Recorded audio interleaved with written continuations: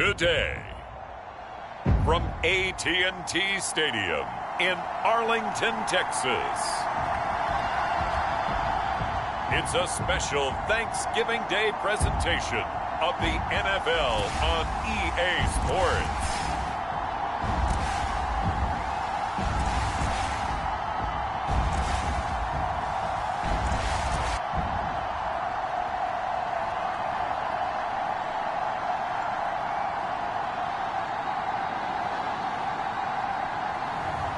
It's the Dallas Cowboys taking on the Philadelphia Eagles.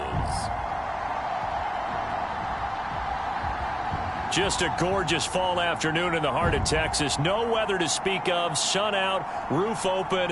Yes, yes, and yes. A great day for football at AT&T Stadium in Arlington. Today, our Thanksgiving coverage continues with a good one here, as it'll be the Philadelphia Eagles taking on the Dallas Cowboys.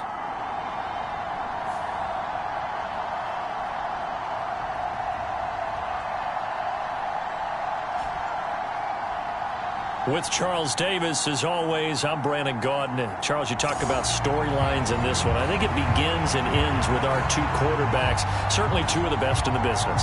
And nowadays, I don't think you can get by for long.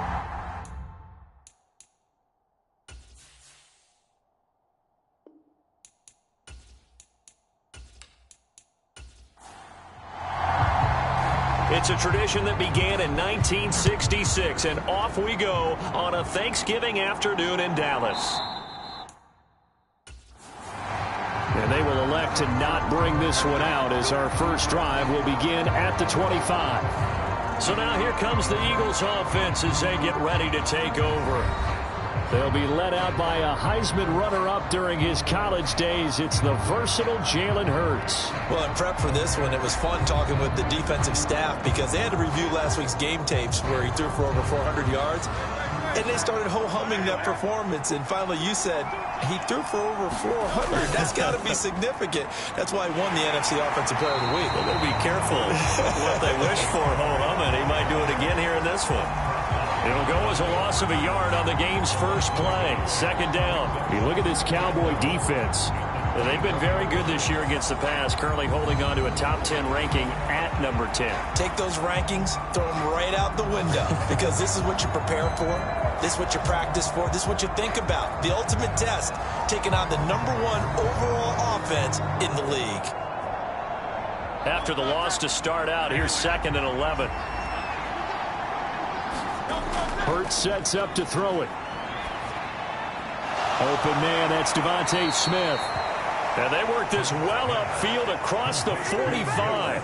23 yards the pickup there. And we're going to see the ball in the air quite a bit here. This is a top 5 passing offense in the NFL. And they certainly like to get everybody involved.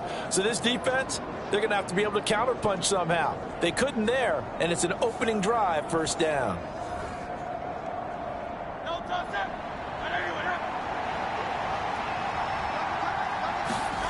On 1st and 10, it's Hurts. And he's got his man on the out route. So the completion good for 6 yards, and it'll be 2nd down.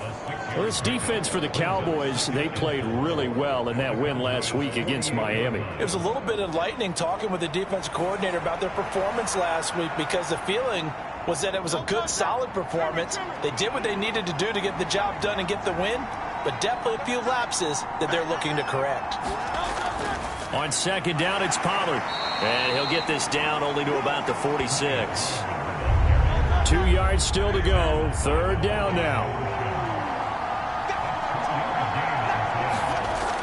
Trying to run for it with Pollard. And he's got the first down yardage before he's brought down at the 42. They're able to convert with a gain of 4. I don't know about you, but that almost felt like old-time football there. 3rd and 2 is not necessarily just a running down anymore. A lot of times they want to throw the ball. They went back to the roots and powered forward and got the first down.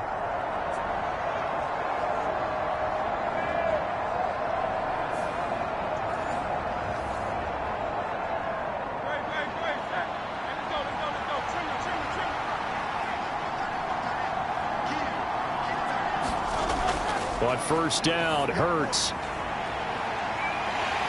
And that is incomplete. And, CD, you look at this defense, what kind of pressure are they under trying to stop a team that has won 5 games in a row?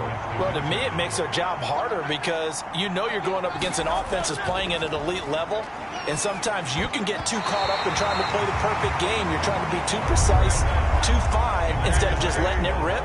And I think that's more the priority than trying to be absolutely perfect. Able to find the open man. That's complete. And he is out of bounds, but not before he's inside the 30.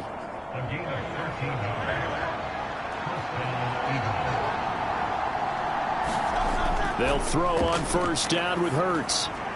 And his throw's going to be incomplete. 2nd and 10.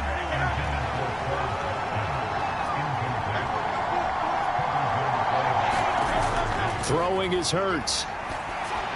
Here's a screen now for Pollard. And he'll lose yardage. Brought down at the 32. They'll wind up losing 3 here on the play. And that'll make it 3rd and 13. And they're getting him involved early. You feel like they saw something on tape, or they just have a sense with him because he's had a good week of practice or something in that area that they want him involved. Just as you said, they want him to touch it either in the running game or the passing game, but they must like the matchups they're getting. Now on 3rd and long, they'll look to throw. That's caught. And he lost the football. It's picked up by the Cowboys. And he's free going down the left side. It's a foot race. And he'll get this one out to the 50 to the midfield stripe. And without a doubt, not the way they pictured that opening drive unfolding. No, they were making progress. They weren't exactly in high gear, but they were making a few yards along the way. And now that they've coughed it up, you got to go back to the sidelines and regroup a little bit. So out come the Cowboys under head coach Mike McCarthy. And a glance here at their shifty mobile signal caller. That was a solid performance last week, wasn't it? 2 touchdowns, no interceptions, ran the team well. Won the ball game. Bottom line, may not have been earth-shattering, but it didn't need to be. And now before the ball changes hands, they're going to take a look at this just to make sure that they have it right. Now the question, was the knee in fact down before this ball comes loose? And is the video convincing enough to overturn it? A lot of factors here. Remember, you also need clear possession of the football afterwards. This is a tough one to overturn. So that one overturned. They say the knee was down, and that will not be ruled a fumble. The kick by Elliott is good. And the Eagles, they take a 3-0 lead.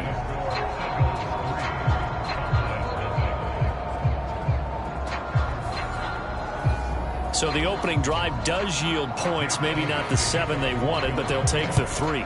Accumulating first downs does not go up on the scoreboard, but it does go into the DNA of a team that's trying to establish itself to start a game. That has to feel pretty good for them. They'll take the 3. Yeah, they had 3 first downs and 3 points. And now Dallas gets set to take the mention. This one of the hottest momentum. But ordinarily, I'd say it hurts the momentum because now you get that short week. But when a team's playing as well as they are, it actually allows them to down focus and only worry about themselves and less about their opponent. So when you're playing well, you just worry about the things you're doing well and let the opponent deal with that. Got to give some credit there defensively. They snuffed out that screen early on first down. Really read it well, didn't they? Because they didn't bring the pressure that they expected. They covered all the passing lanes. So once you see it break down as the passer, I think in this situation, you're either throwing it at the feet of your back to make sure no one picks it off, or you throw it away, throw it over the sideline. Don't try and freelance and try and make a bigger play. There's really no one else running a pattern that should be open. Now they set up the screen. That's complete. And he'll get this up to the 34-yard line. From the 34 now, here's 1st and 10. They'll set up a throw. Oh, he tried to fit it in on the slant, and it's intercepted. Picked off by the linebacker, Miles Jack. And his guys are going to take over at the 39-yard line. Well, he had to fit that into a pretty tight window over the middle. And, Charles, I think they were in zone defensively, weren't they? They certainly were. Nice read on your part. And sometimes the quarterback isn't fooled between zone and man. Sometimes just fooled by the type of zone that he sees. Because oftentimes, those linebackers will vacate and run downfield with receivers. In this case, he played a pure zone and was in the wrong spot for the QB. Eluding the pressure right. And Hurts able to show off some of that elusiveness as he slides to the ground there, and in the process picks up the first down. Opted to run for it. The decision a good one. Picking up the first, getting 14 yards on the scramble.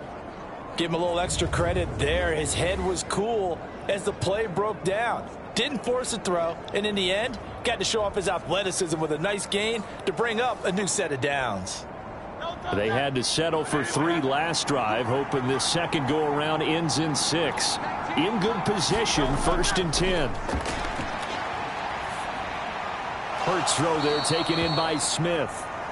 They'll wind up getting 7 on the play, and that will bring up 2nd down.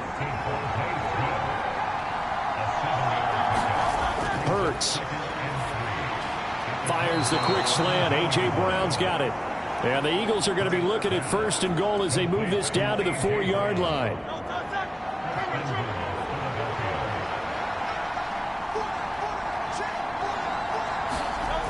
Pollard is not going to advance very far. He'll be stopped right at the line of scrimmage. They'll say no gain on the play, and it'll be 2nd and goal.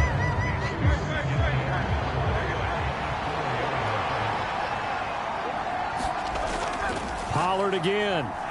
And good work there defensively as they're able to keep him out of the end zone. It goes as a loss of 6. And now 3rd down. This has not been a fun sequence for him at all. 1st and goal, no gain. 2nd and goal, he ends up losing yardage. He may be trying to talk him into getting the ball 3rd time, but I think it's going to be difficult for him to win that battle.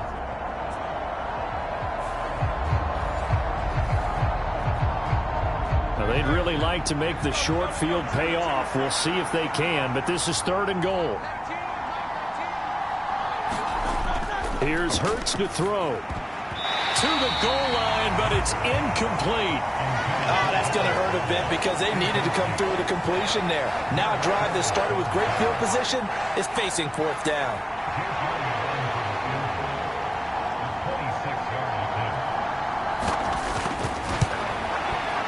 The kick by Elliott is good, and that will make it 6-0.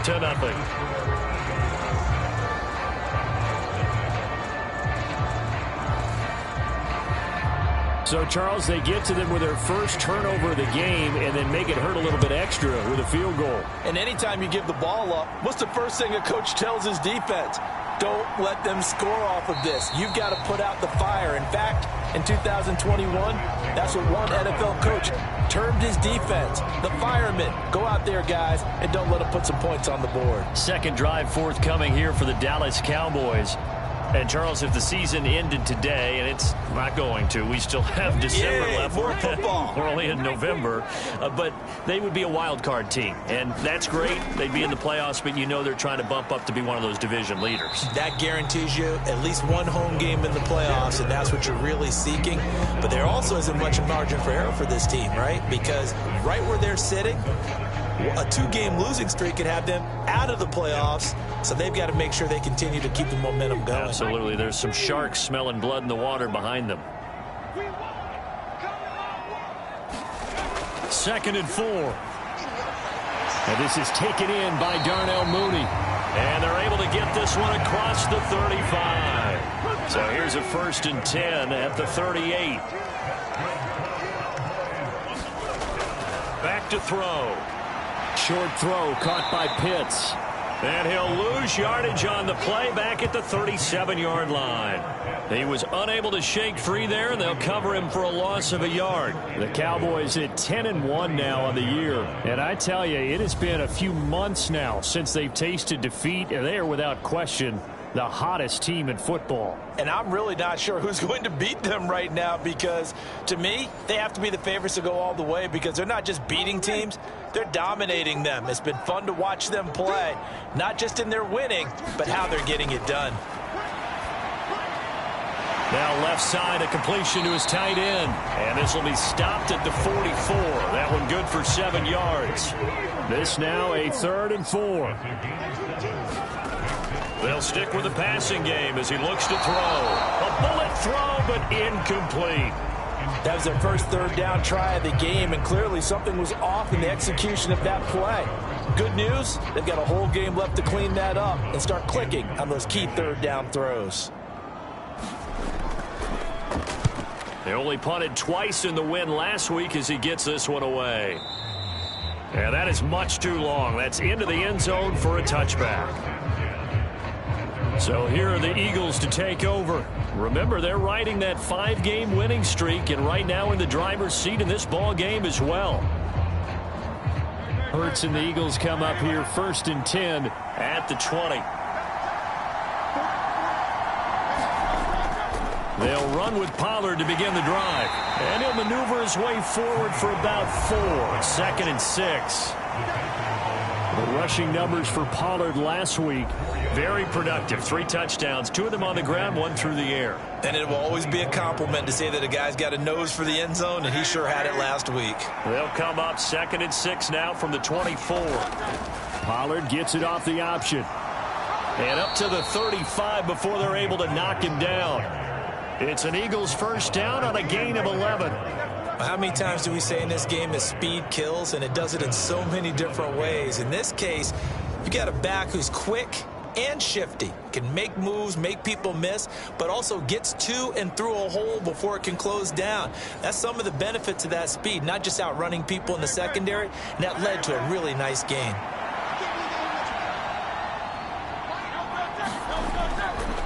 They'll go with Pollard here on first down. And he gets forward up the middle, but only for a couple. It'll be 2nd down.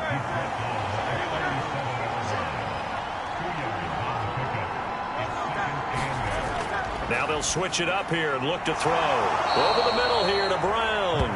And he'll be taken down, but not before he gets into enemy territory. Hurts connecting there with Brown for the Eagles first.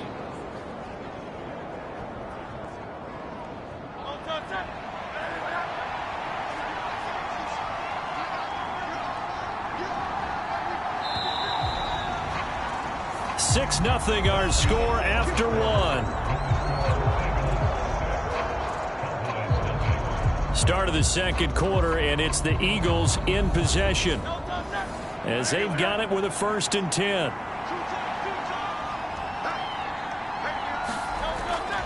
They go play action with Hurts. That is caught. It's the tight end Goddard. And past the 35, he'll be dropped a yard or 2 shy of the 30.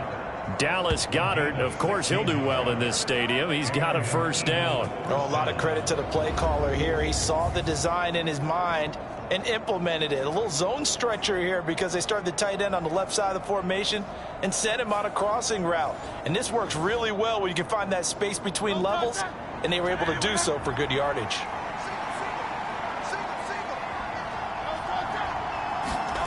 From the gun, it's Hurts. And the coverage terrific there as that's knocked down and incomplete. Here's 2nd and 10.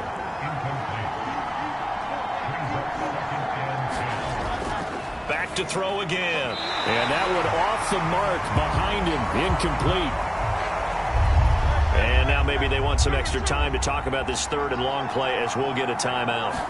So as they talk it over, we step aside. Forced out to his left. Pass taken in by his big tight end. And he'll be brought down with a penalty flag on the field. It was a late decision to throw, and it might have been too late. Well, we knew he was close to the line of scrimmage, and they say he stepped over. Well, when you see him in that position, you think he's become a runner. As a DB, you start to react towards the line of scrimmage. They can often throw it over your head. And that is no good. And this will stay a 1-score game as the lead will hold at 6.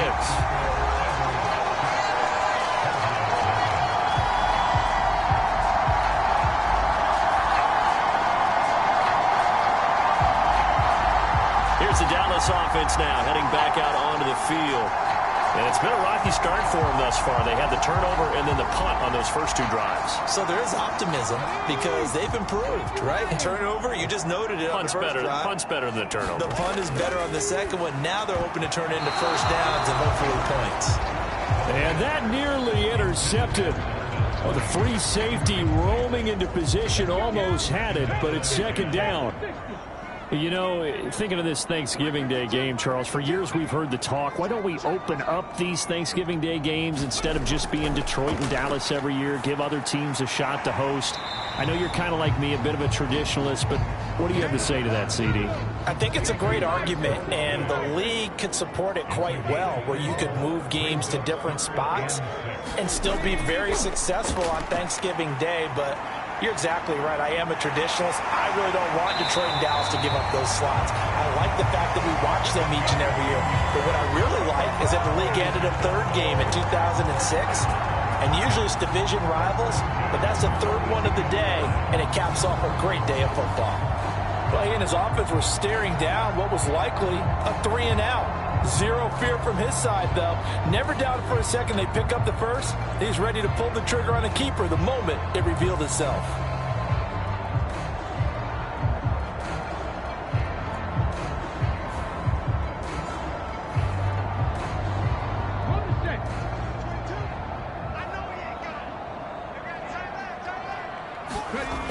Back to throw now on first down. He's got his pass-catching tight end. That's Pitts.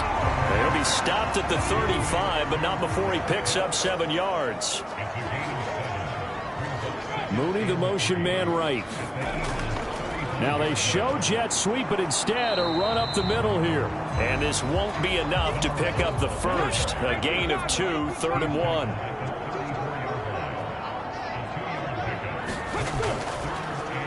And they'll keep leaning on the running game. Back to the ground. And he will have a Cowboys first down by a couple of yards as they're able to get 4 there on 3rd and 2.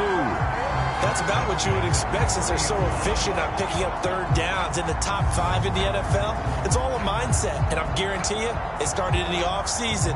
Third down's important to them. They find a way to pick them up at a very good clip.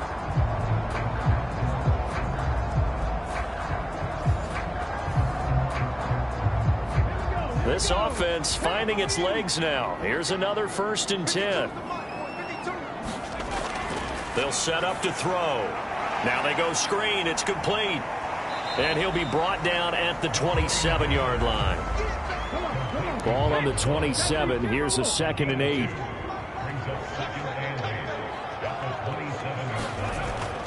Out of the gun. They'll look to throw. Now he'll dump it underneath to his running back. Complete.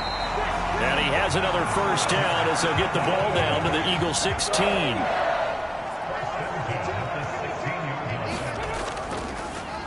Straight ahead with Gibbs here. He will push his way down to about the 14. 3 yards on the pickup there, and it'll be 2nd down. The big part of a middle linebacker's job is being able to take on blocks and then go make plays. But the best ones, they have those big guys in front of them playing defensive line to hold blockers off of them and allow them to flow sideline to sideline and make the big hits. This is Lamb on the end around. The broken tackle could not free him as he's brought down at the 10-yard line. This offense has converted 2 third downs on this drive already. This is 3rd and 4. They're going to look to throw. And that is caught. Touchdown, Cowboys. Jalen Tolbert, his first touchdown on the year. And the Cowboys have tied the ball game with a chance to take the lead. Well, that connection, it looked like they maybe had some pre-play communication. Maybe one of them noticed an area that was open to the defense to get the pass to. When you put the time in, sometimes you have that great silent communication that you just noticed right there, because the best quarterback-receiver combos in the NFL, they know. And now, of course, all scoring plays are reviewed, and I think they're going to take an extra long look at this one. They're taking a peek at whether or not those feet were in bounds, and obviously a big call here in the end zone. And not just the feet.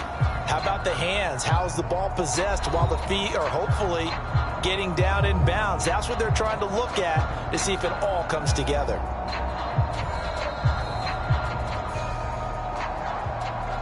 So they called it a touchdown originally, and this will stay a touchdown after the video review, so they had it right. Extra point by Gay is up and good. And they take the lead here at 7-6. The kick team out there for the Cowboys as they run up to send this one away.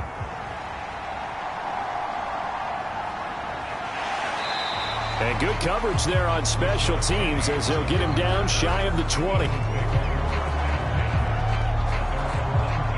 Offense back out there, and we shine the spotlight on the Memphis man, Tony Pollard. He's had a good chunk of carries. Problem is for very little success. I don't want to put it all on his shoulders, but that's a big reason they're losing right now. Have to be very careful that he doesn't start pointing fingers. Offensive line obviously trying. The defense is doing a nice job against him today. When it's all said and done, it's all about the guy in the mirror. He has to get it done better going forward. See if he can look and do some soul searching now.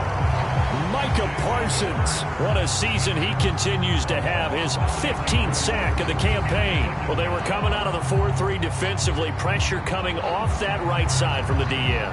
And that's the blind side of most quarterbacks. If you're right-handed, that's the side you don't see quite as well. And that's why you rely on your left tackle, maybe your highest-paid offensive lineman, to take care of you. In this situation, that didn't happen.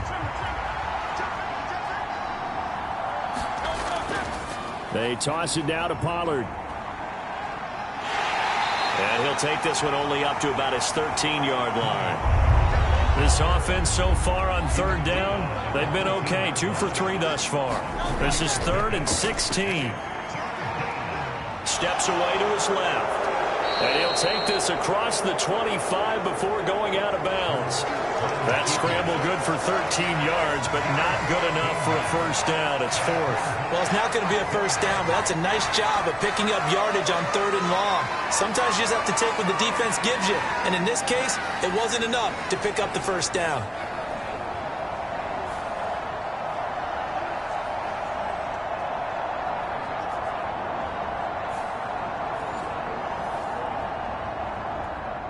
On 4th down, punt coming from Braden Mann.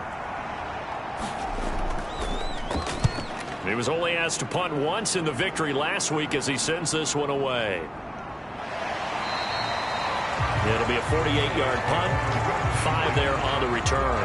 And the Cowboys will take over the football with a 1st and 10. So here are the Cowboys to take over. They've got the lead yet again in this ball game with their winning streak right now sitting at 10.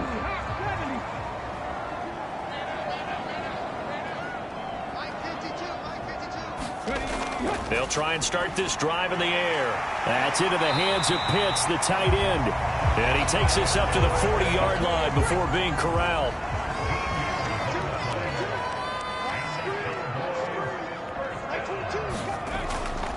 They go play action here on 1st down. That's complete to Mooney. And he'll be taken down, but not before he works it past the 50. They'll get 13 yards for the 2nd play in a row. So from Philadelphia territory now, here's a 1st and 10 at the 47. The play-action fake. They'll look to throw. Open man downfield is Lamb. It's complete. Touchdown, Cowboys! CeeDee Lamb, his 6th touchdown of the season as his guys are able to extend their lead. And there they got him the ball. Just get it to him, let him do the rest. You know, he probably said that to his quarterback as he broke the huddle. I like the play call. Just get it to me. I'll take care of the rest of it. Helping out his rack, right? RAC? Run after catch. And he loves that. And he's going to carry that in at contract time. Gay is on for the point after.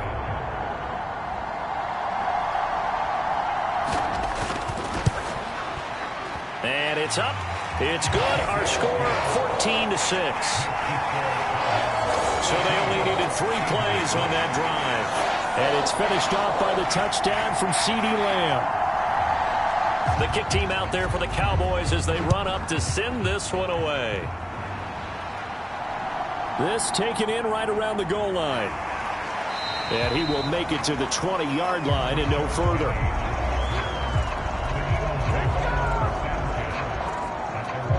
The Eagles offense now, they head back on the field. Over on the sideline, hoping to hit that reset button between possessions. Last time out, they had to punt it away. This time, hoping to finish this thing off in the end zone. Hurts and the Eagles come up here 1st and 10 at their own 20-yard line. Hurts throw taken in by Watkins here. And he'll get this up past the 25 before he's out of bounds. All that practice time came to fruition on that play. All those timing routes that they work on through training camp, OTAs, minicamp, and just regular season, they got it done on that one. An outcut, ball was delivered, and picked up the completion. Line of scrimmage, the 28 now as they come up on 2nd and a couple. Play action. Here's Hurts. He's going deep for Brown. A fight for the football, and it's intercepted.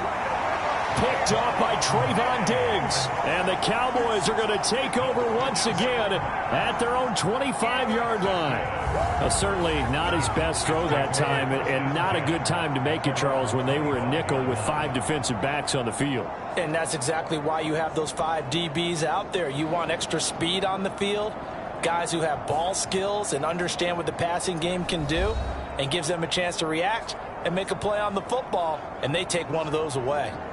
So out come the Cowboys now as their offense gets set to take over. They're starting to pull away with this one. Early on that first quarter, they didn't look so great offensively. What has changed? Sometimes it's just a matter of doing what you plan to do better. Sometimes you just put that all together and you execute.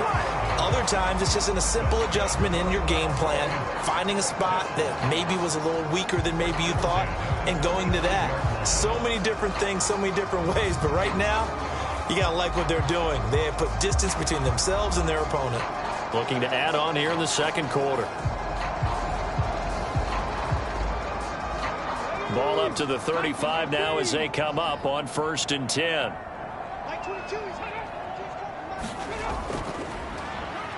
On first down, they'll go to the ground attack. And hard running's going to get him over the 40 to the 42. They don't need to run another play here before the 2-minute warning. Let's see if they do it anyway. On play action, they'll throw. And that is incomplete. A lot of force bearing down on him there. He could not hang on. It's 3rd down. Well, it hasn't been a banner first half for the defense trying to cover him today, but they'll take that one right there, helping force that incompletion. On 3rd and short, they'll try and pick it up through the air. And now the ball's out, fumbled near midfield. And it's picked up by the Eagles. And they take over. They'll set up shop at the 46-yard line.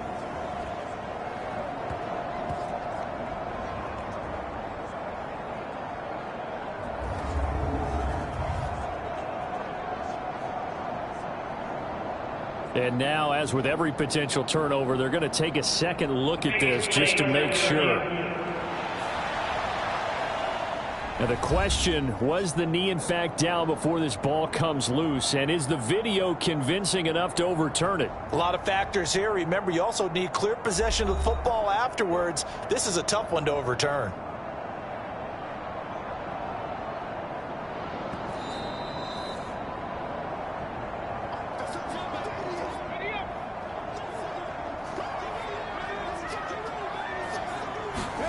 From the midfield stripe, they'll look to throw. Able to hit his target, Lamb. That's good. The completion there for 7 yards, and that'll make it 2nd down. I always laugh when people say, what's the toughest route to defend? And I'm like, any of them, especially if it's a good receiver. That makes things very difficult. But when you're running a drag route, something short, shallow, going through defenders, using guys almost as screens in order to get open, that makes things tough for guys trying to get to the football. And he will slide to a stop. He does have the first down. 9 yards on the pickup there, and it keeps the drive alive. There he goes, and for good reason. Running with it has paid dividends earlier in this game and earlier on this drive. And until they prove they can stop him, I don't think he's going to be shy about continuing to run for first downs instead of airing it out.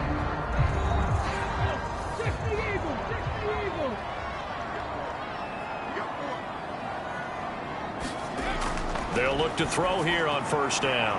Locates Mooney on the out route. And he is out of bounds inside the 30. Here's a 2nd and 5. They'll drop to throw. And this one incomplete. Too much contact to hold on to that one, and it's 3rd down.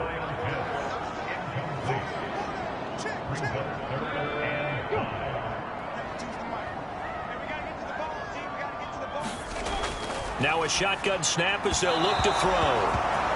He had a man open, but he missed him, and it's incomplete.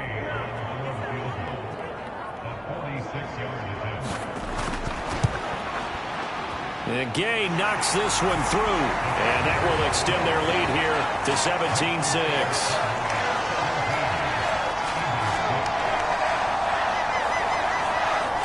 Well, they already had the early lead, and they get the interception, Charles, and now they add 3 more with the field goal. Yeah, they're in control of how this game is playing out so far. You mentioned the early lead. Now they're expanding on it, getting plays on both sides of the ball. A winning recipe if they can keep this up. The Eagles offense going to take over late in this first half. And with him down 2 scores, you wonder if they might try and put something together, even if it's just to get into field goal range.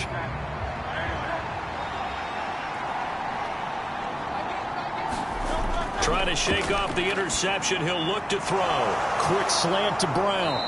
And he's going to get this one across the 30-yard line. The Eagles going to take the first of their timeouts as they stop it here with just under 40 ticks to go in this first half. On first down, he'll drop to throw. They'll drop this underneath to Pollard. Now the Eagles will use the second of their timeouts as the clock will stop with 34 seconds to go before halftime. Hurts sets up to throw it. Open man is Goddard, the tight end. And Goddard going to have an Eagles first down as he's up to the 45. The Eagles will take their 3rd and final timeout. And with halftime on the horizon, they'll be out of timeouts from here forward. On 1st and 10, it's Hurts. He'll hit Watkins on the crossing route. And he'll be corralled out across midfield down to the 45. So we've hit halftime on Turkey Day here in Dallas. As we'll get you over to Orlando, where standing by is Jonathan Coachman. He has our EA Sports halftime report. All right, Brandon, thanks very much. Happy Thanksgiving again to everybody at home as we take a look ahead to what's coming up both later today and this weekend. In the 1 o'clock games, one that immediately catches the eye is in our nation's capital, a big test for the Washington Commanders, as they get set to take on the visiting New York Giants. Good games in the late afternoon as well, one being out in Santa Clara, where it'll be the 49ers taking on the Tampa Bay Bucks. And lastly, we'll all be tuned in on Monday night for what should be a great one between the Las Vegas Raiders and the Baltimore Ravens.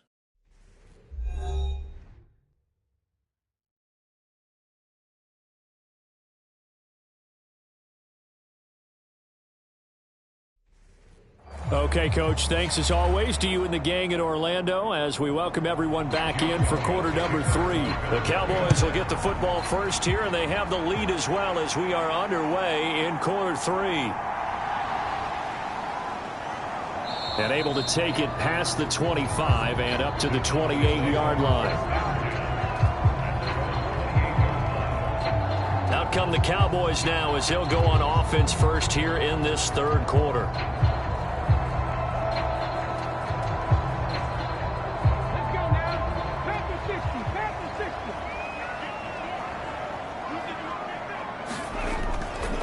They'll start this drive out on the ground. And only able to get 2 here. Stopped at the 30.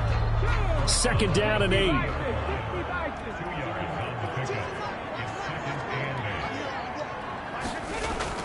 He'll drop to throw.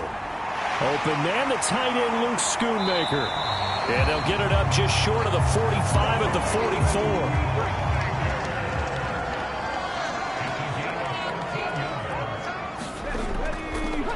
On first down, they'll go to the ground attack. And he'll take this one up close to about the 45. Ball spotted at the 45. Here's a second down and 9. Back to throw here. Short throw caught by Pitts. And just 3 yards on the catch there. He couldn't get away.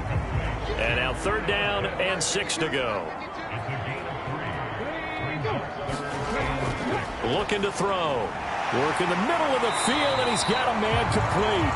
And he has another first down as he'll get the ball down to the Eagles' 42. And they get 10 yards there and convert on third. And that's well executed there on third down, and I love the confidence that they had to let their tight end try and find some space in the middle of the field, right in their quarterback's line of vision. And QBs love to make that easy throw, and they hooked up there for a first down. So from Philadelphia territory now, here's a 1st and 10 at the 42-yard line. And the result here, a pickup of 8. Leaves them with 2 to go on second down.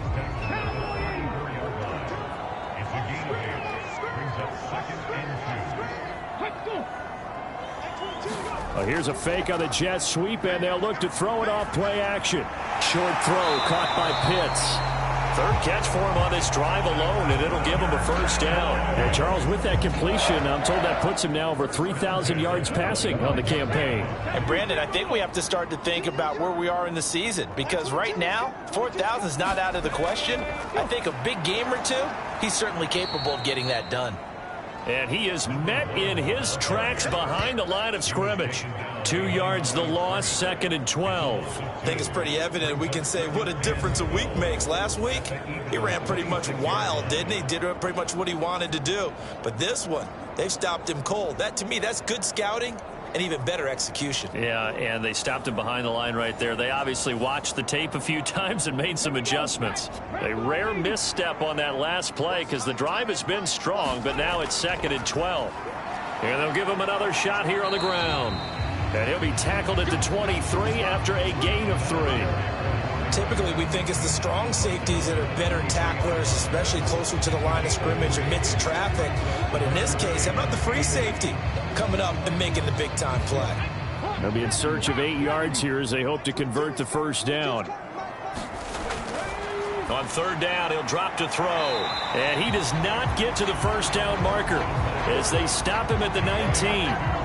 Short completion, just 4 yards. And that's going to make it 4th down. That pattern and scheme was well defensed on third down. He tried to just sprint from one side of the field to the other, and they got it to him quickly. But no chance at yards after the catch there, and they stop him short. Matt Gay now gets ready for the field goal try. From the left hash, it's a 36-yard attempt. Gay's kick is good, and that will extend their lead even further.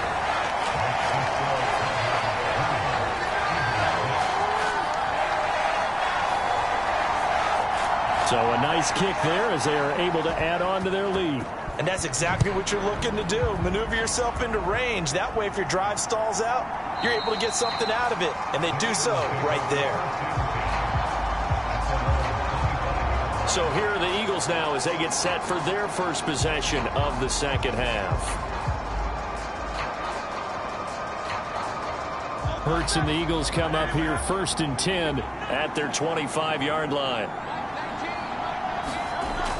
They'll come out throwing here to start the drive. Escaping the pressure right. And from the 25, they work this to the 29, a gain of 4.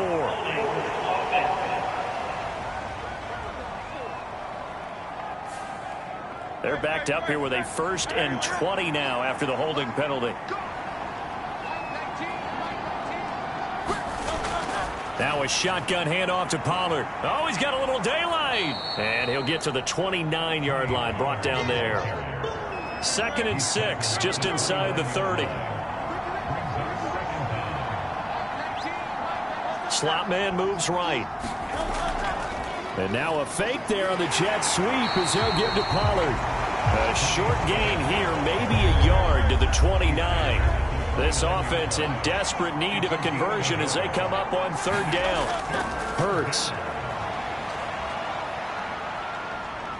flush to his right. And he'll be taken down, but he does have first down yardage. It's a gain of 8, and it'll wind up moving the chains. This is where the NFL is headed year by year, partner. A league where just about everyone has someone under center who can get you with their legs as well as their arm. And we've certainly had a nice display of that from both QBs in this game, and that continued with that first down run.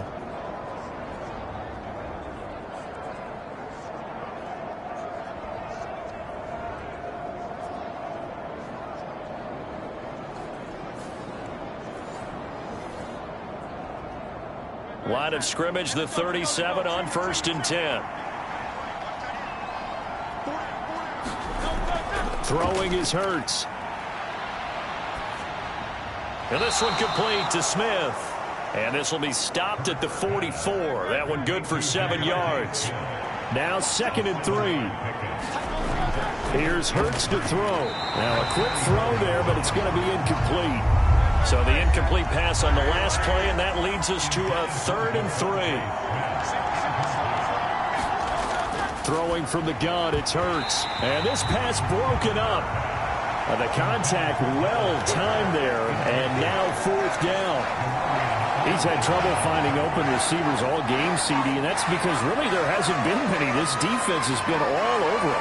Yeah, they're one of the better defenses in the league, and every time I talk to someone around the NFL, they all say the exact same thing. They're so fundamentally sound, it's hard to execute against them.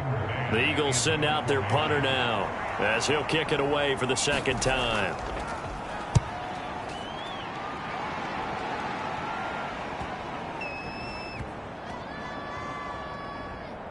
And a great job on special teams to down it, as this will be marked out inside the 5-yard line. That punt was near perfection as it checked up inside the 5-yard line. You never know where these things are going to go, do you? No, what was it? You got a John Heisman quote about that, yeah, right? He said the football is roughly a prolate spheroid, which means it's going to bounce funny, and you never know where it's going to end up.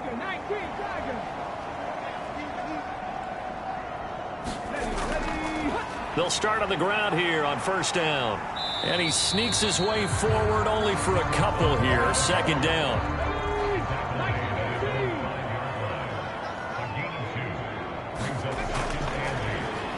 There they'll keep leaning on the running game. Back to the ground. And he's going to take this up past the 10 to about the 11.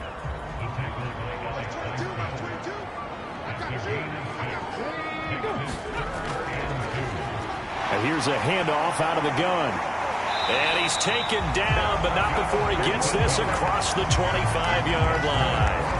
54 yards rushing for him in this one as he starts to draw nearer to a 1,500-yard campaign. Obviously an important run to avoid the 3-and-out on your own side of the field. Shows a lot of faith in that offensive unit, doesn't it? That you want to run the ball in that situation. Pick up the 1st down. Also helps out your defensive guys a little bit, too. Allows them to get at least one more series of downs in order to get some rest. On 1st down, they'll go to the ground attack. And he's going to get a solid gain of 9 before being brought down. 2nd and right at a yard. Well, you certainly have to give a little credit here because they're playing this game now at their pace. This is ball control football, sustained runs, taking their time and making it work. The throw over the middle taken in. 68 yards receiving now for him in the game. And a 1st down on that last catch as well. Many different ways to create space, but on that play, he did it with that big, wide body of his. Didn't get a whole lot of yardage on the play, but it did what it was supposed to. Pick up a 1st down. A couple of 1st downs has the football positioned at the 43 as they come up 1st and 10. They'll look to throw. And he slides and covers up at the end as he's going to be able to pick up decent yardage. Here's 2nd and 3.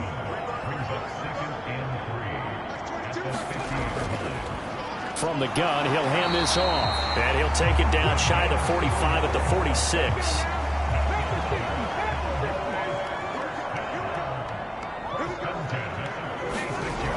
They'll look to throw now on 1st down. Over the middle, hauled in by Lamb.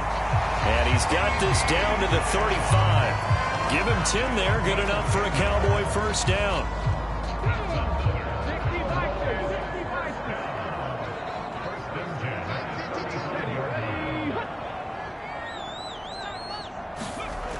He'll look to throw.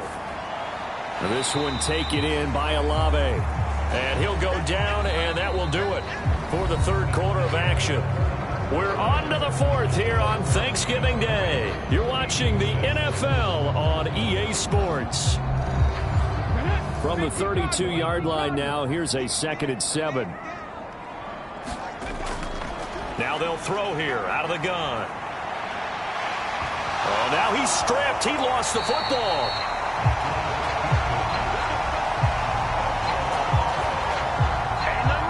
When that ball popped free, we could hear it all the way up here. Those guys down on the field alerting everyone of the fumble. He's lucky that his offensive mates picked him up and jumped on it. Yeah, and you have to think to yourself, and I'm sure they've been echoing it on the sideline and into the huddle. Guys, we have the lead. Just take care of the football. Don't make it easier for them to start to make a comeback.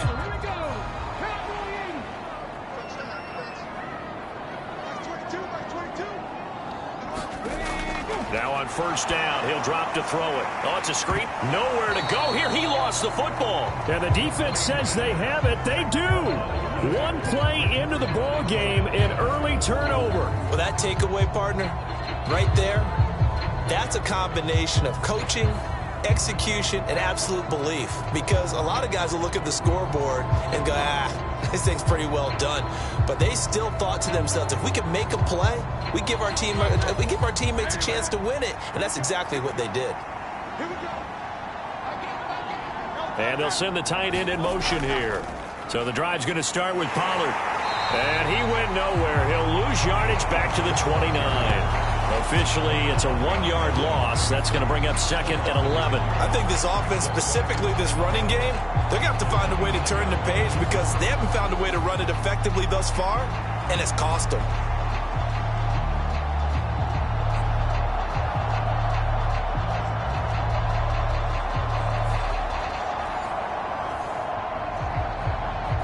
A loss of a yard there to start out. That leads to a 2nd and 11. They'll look to throw here. And his throw's going to be incomplete.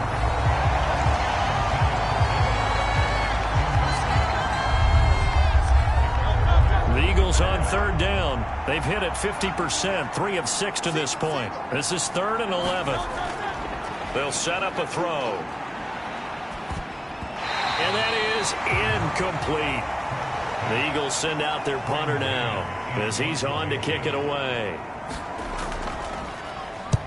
Averaging over 50 yards a punt so far as this one's away. A punt of 46, a return of 5. And out will come the offense as they take over. Dallas offense set for this next drive. They've got a chance now to put this game away following that last defensive stop and punt.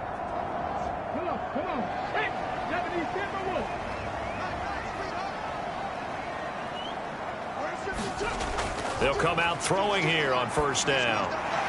Now he'll dump it underneath to his running back, complete. And they're able to get this one across the 35. It'll be a gain of 10 to start the drive out, and by a few inches, that'll be a first down.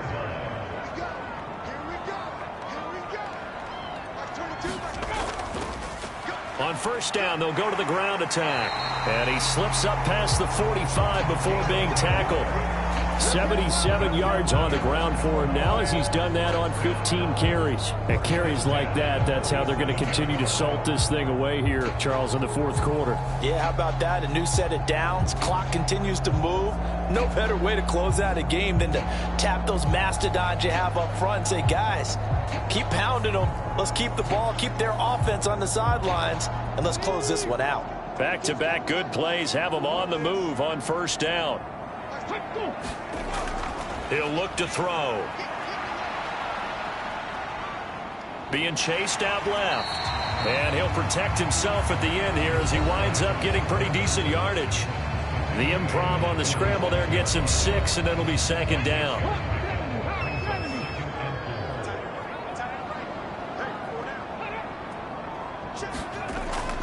Now back to throw.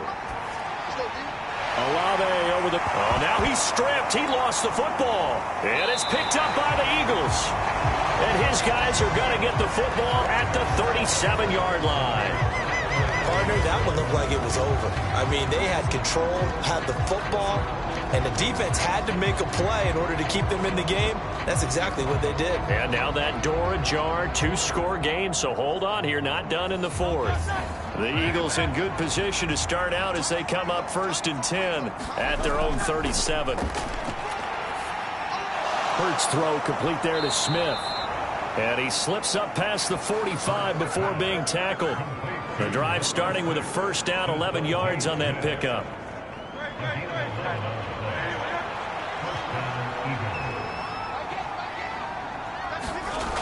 They're going to look to throw. And it's complete right back in the hands of Smith. And taking it across midfield and just shy of the 40. 10 more for him on that one. He's been a busy man. It's a first down.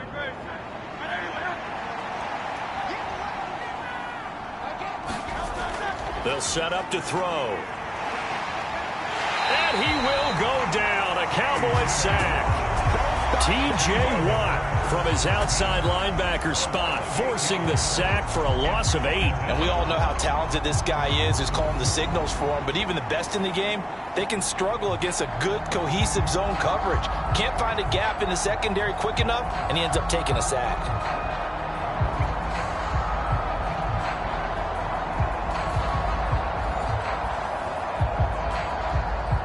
Got to imagine the pass rush will be equally intense here on 2nd down following the sack. It's 2nd and 18. Out of the gun to give to Pollard. And he'll get this down only to about the 46.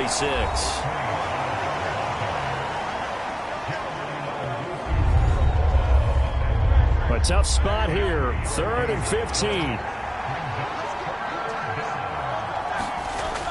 Back to throw. Dancing to his left. And that'll be incomplete with the penalty marker down as well.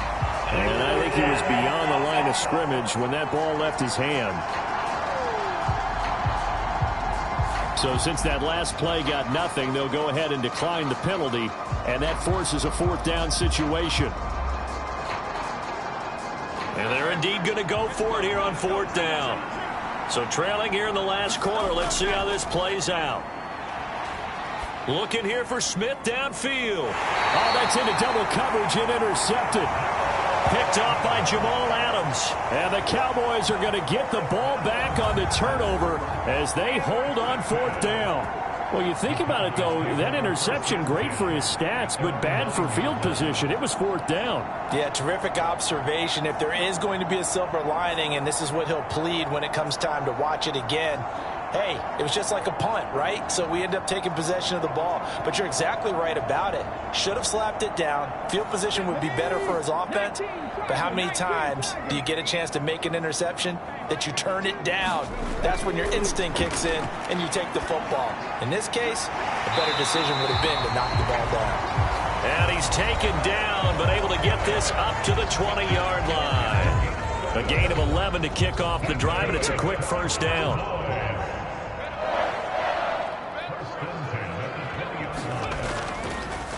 One back in the backfield, he'll get the carry. And he's brought down, getting this one up to about the 35. 92 yards rushing now for the NFL leader coming into this ball game. No doubt those are the types of carries they're looking for here, Charles. The lead in the 4th quarter. This is when coaches that have a reliable running game, they breathe a little easier on the sideline. Yeah, they love the idea that they can take the air out of the football at this point of the game. That means they're really counting on that offensive line, counting on the runners, taking care of the football. Because you're going to tell your quarterback, hey, no time to be a hero. We're not going to throw it here. Just eat up that clock. And if you have the ball, they can't score. And he slides and covers up at the end as he's going to be able to pick up decent yardage.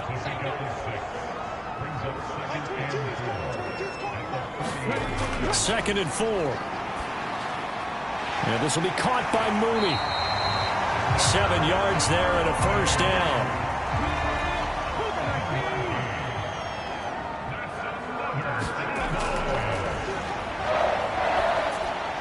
He's across midfield. Still fighting for more. And all the way down to the 33-yard line. Back-to-back receptions for him, and it's another first down.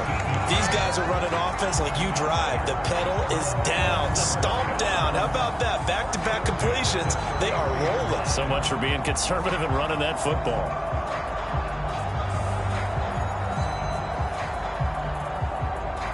So from Philadelphia territory now, here's a 1st and 10 down at the 33. They'll try and run some clock here as they keep it on the ground. It's a 6-yard gain on the ground, and that'll make it 2nd and 4.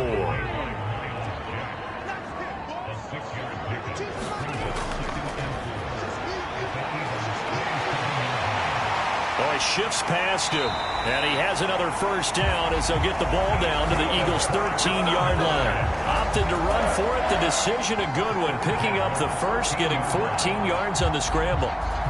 He's starting to fall into the category of not fair, because when he's on target throwing the ball, he's dangerous. But when you add in his ability to make plays with his feet, almost impossible. Well, yeah, exactly. They've had trouble stopping him in the secondary. This time they've got the great coverage. Oh, he can run too.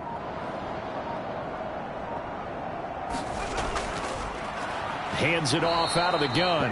And that play going absolutely nowhere as he's belted before he could get out of the backfield. Call it a full 3 yards in the wrong direction there. Brings up 2nd down. I think we got to give it up for him right there. That's a heck of an athletic move for a big man right in the middle of the line. How about the play he makes there? Nowhere to run, and he finishes that one off for a loss.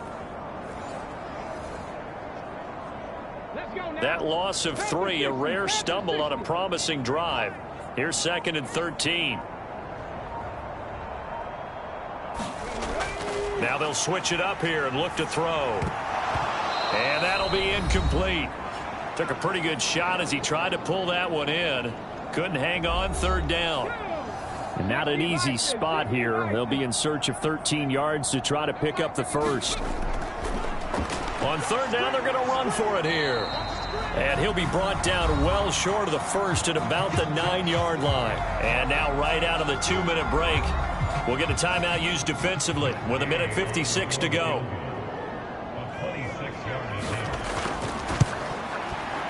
And Gay knocks this one through, and that will extend their lead even further.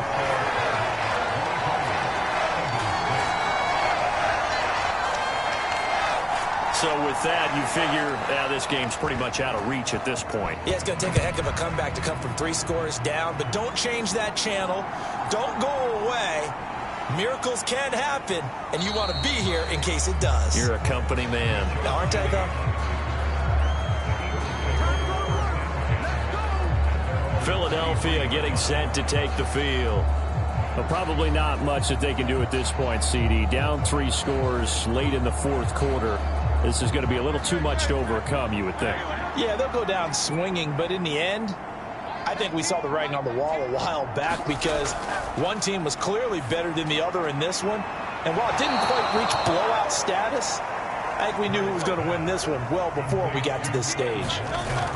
On 1st down, Hurts. And the Cowboys' pressure gets there this time for the sack. They're going to need to get up and set in a hurry. They go play action with Hurts. That is caught. It's the tight end Goddard. And they work this well upfield across the 45.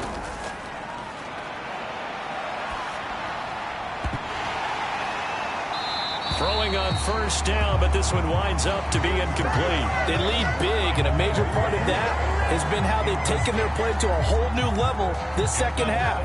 No points allowed since the break, and you can add another incompletion to the total number that they forced in this runaway contest. 2nd down, here's Hurts. That's dumped off to Pollard. They do get a yard there, but only a yard. Leaves them with 3rd and 9 looming. They'll come to the line here needing 9 yards to pick up the first.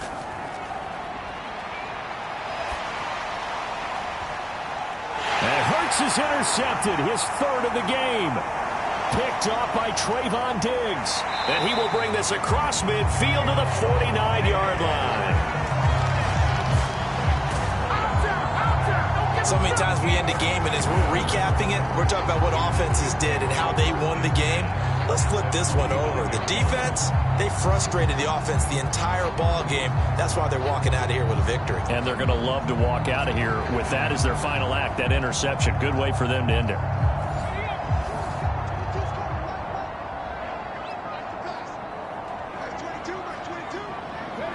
The defense can stop it twice more as they take a knee here.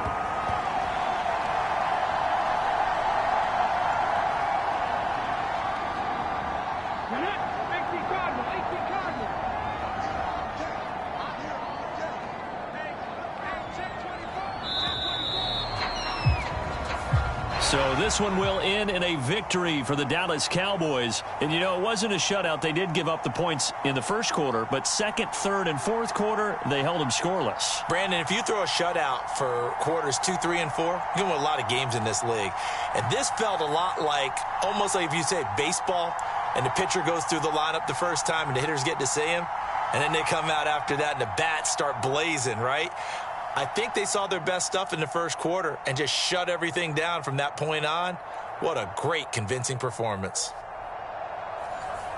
So for Dallas, they continue to keep pace for that first-round bye as they move to 11-1. And now they'll have a few extra days here before they face the Giants next week.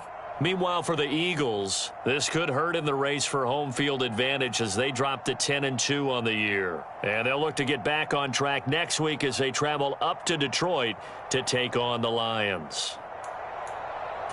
And for Charles Davis and our entire crew, I'm Brandon Gaudin. You've been watching the NFL on EA Sports.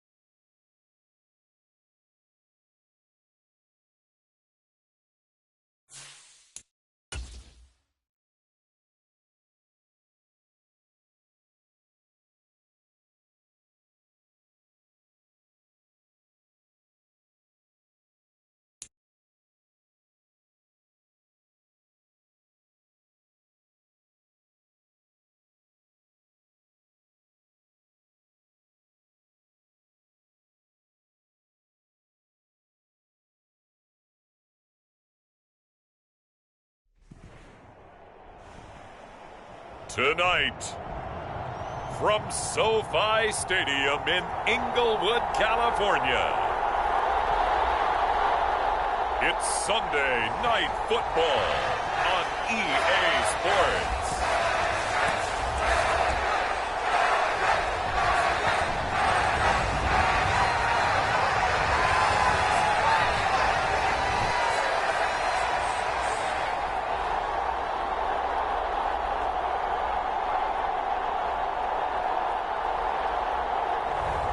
It's the Los Angeles Chargers taking on the New York Jets.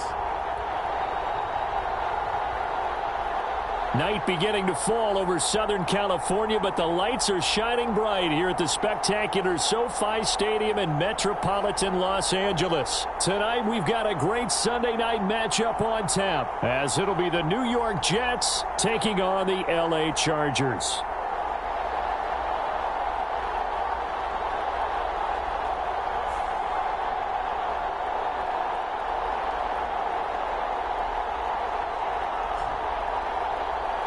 With Charles Davis, as always, I'm Brandon Gaudin. Charles, you talk about storylines in this one. I think it begins and ends with our two quarterbacks, certainly two of the best in the business. And nowadays, I don't think you get by for long periods of time without a top-flight quarterback. The way the game is played.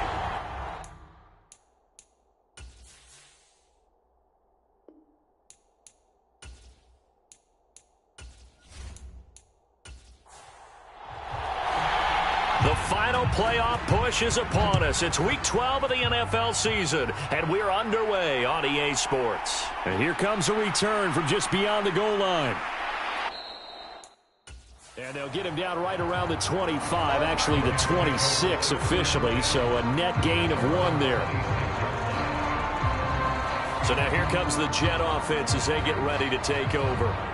They'll be led out by the man from the University of Washington. This is Jacob Eason. And for how good he is throwing the ball, it's his running that makes him so dangerous. He had a couple of touchdowns on the ground in last week's game, so we'll see what they dial up for him for this one.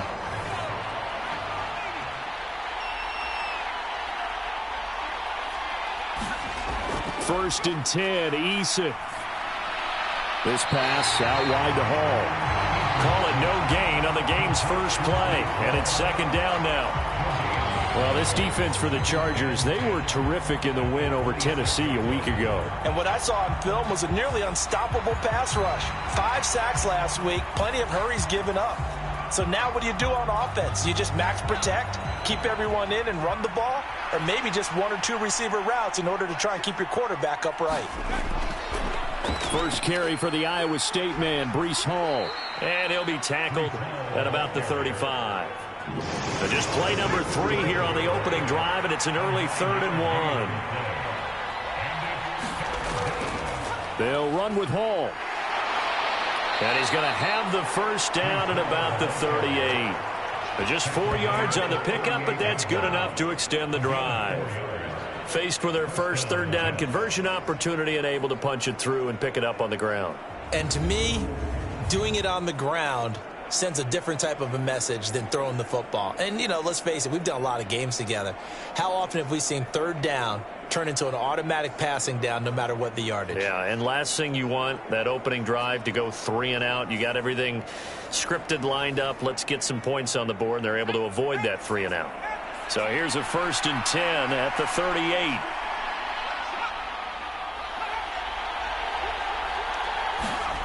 Now Eason.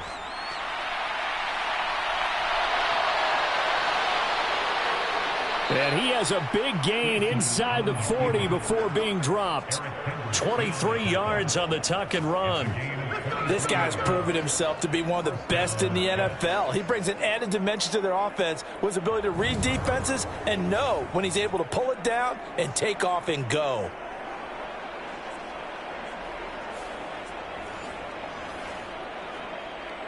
So from Charger territory now, here's a 1st and 10 at the 39-yard line. They go play action with Eason. And he'll take this beyond the line of scrimmage as he slides to a hole. He'll get 5 out of the scramble. It's second down. So, Charles, this defense, they definitely know that they've got their hands full here going up against a group that has won 7 straight. What's the key for them in this ball game? Well, we asked their defensive coordinator that very question, and the response was, we have the mindset that they actually have to react to us, not the other way around. So it sounds to me like the plan is to do the attacking and not wait to see what they present to them. They got 29 yards that time. A lot of precision being shown on this opening drive. They've been methodical, they've been crisp, and as a reward, they're going to be set up with an early 1st and goal.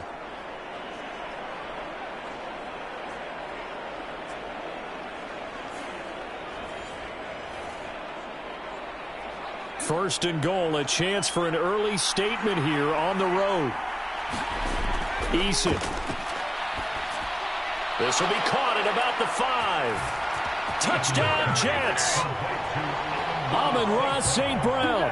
His 3rd touchdown now on the year. And the Jets put the Knights' first points on the board as they take the early lead.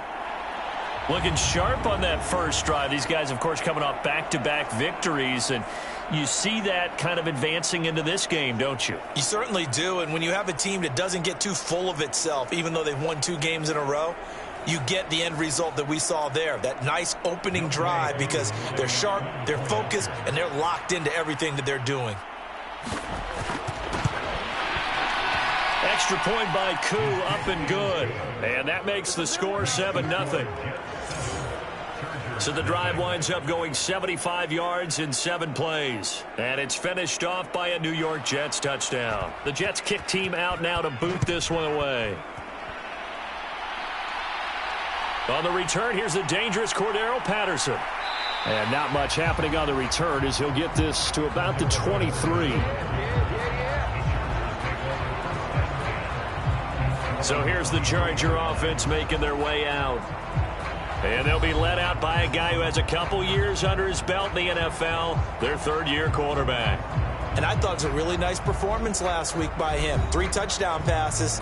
I think that signifies exactly what he was getting done. He did have the 1 interception. But that's the ratio you say you're okay with, right? If you go 3-1, you're going to be pretty happy over the course of the season. And let's face it, he'll never blame the receiver publicly.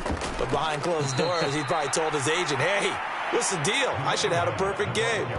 He'll lose a yard there, and it's 2nd and 11. I think sometimes when you're trying to get after the quarterback, maybe it's better to be lucky than great, because I think on that one, he's just trying to get upfield and rush the passer. Instead, the tackle for the loss landed right in his lap.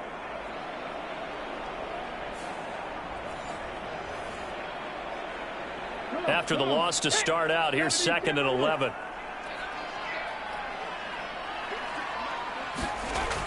They'll drop to throw. Over the middle, that's hauled in by Tony. It'll go down as a gain of 6, and it brings up 3rd and 5 now.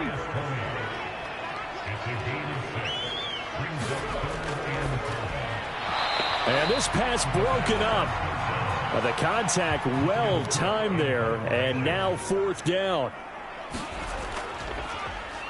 The Cook now on to punt as he gets this one away. Nice punt, but good work on the return to get back 11 yards. And the Jets will take over. Back onto the field come the New York Jets for their 2nd drive. And there, of course, was a lot of talk about this ball game coming into play. 2 division leaders in the AFC. Could this be a potential playoff preview down the line? Yeah, and I think when you're talking about the talk about this game coming into play, you're talking about me, because I blew up your phone all week prior to this one. I was so excited about this game because, to me, it's not out of the realm of possibility that these 2 teams see each other again down the road. I like this matchup.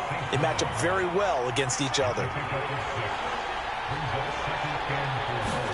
2nd down. Here's Eason. The catch made by DeAndre Hopkins. And he's able to take it across midfield before going out of bounds. First catch of the game for Hopkins. It's a 1st down.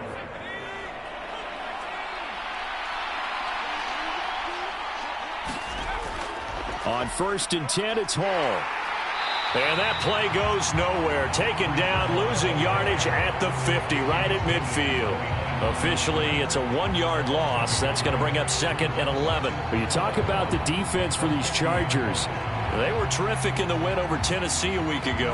And what I saw on film was nearly an unstoppable pass rush. They had 5 sacks last week, plenty of hurries. So now do you just max protect on offense, keep everyone in, and run, 1 or 2 receiver routes to make sure your quarterback stays up? We'll soon find out.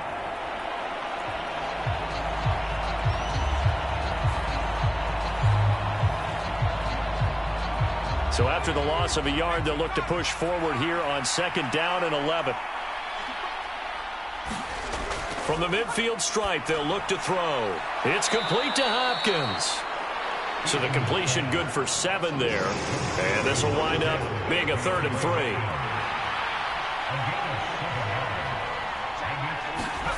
3. Eason sets to throw it. And he's going to get this down near the 30-yard line. Good work by Eason that time, and it'll be a 1st down. He's a talented runner, and that means he's always looking for bigger and bigger gains when he takes off. Certainly found some bonus yards there beyond the 1st down marker, and this early drive will continue with that extra jolt from his legs.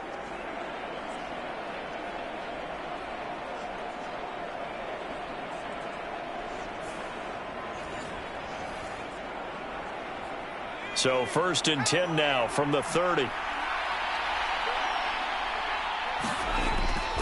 Hall on a give up the middle. A short gain here, maybe a yard to the 29.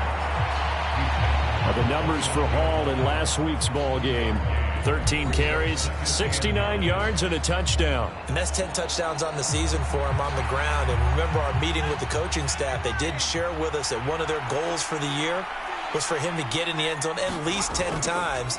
And that ramps up into their bigger goal to try and get 20 overall as a team. And he works his way free all the way down to the outskirts of the red zone. 10 yards is the pickup, good enough for a Jet 1st down. Well, if they continue to run the football this strong, right up the middle, I don't know if they can wait till halftime to make adjustments. They better find a way to get it done series to series. I don't know if they need to sub some guys out, bring in extra people, maybe change what they're doing on the defensive side of the ball. But right now, they're running the ball very well right at them and right up the middle. They'll throw on 1st down with Eason. They shakes him off. And he'll protect himself at the end here as he winds up getting pretty decent yardage. Ball at the 14 for 2nd and 5. Here's Eason to throw. A quick throw there is incomplete. They come up now 3rd and 5 following the incomplete pass. Throwing is Eason. Work in the middle of the field, and he's got a man complete. And the Jets are going to have 1st and goal as they try to finish off this drive with 6 points. And in a lot of ways, that catch is expected. Red zone presence, and that one was realized there. You've got to find your tight end in that situation.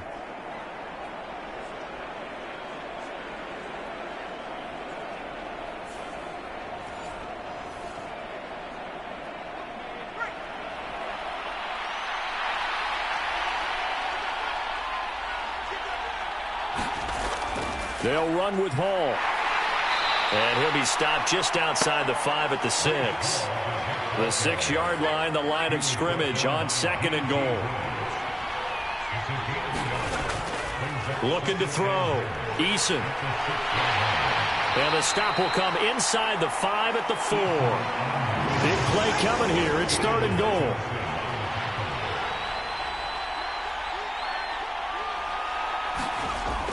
Back to throw. Eason. Touchdown! Pat Freiermuth from 4 yards out. And the Jets have taken a 13-0 first quarter lead.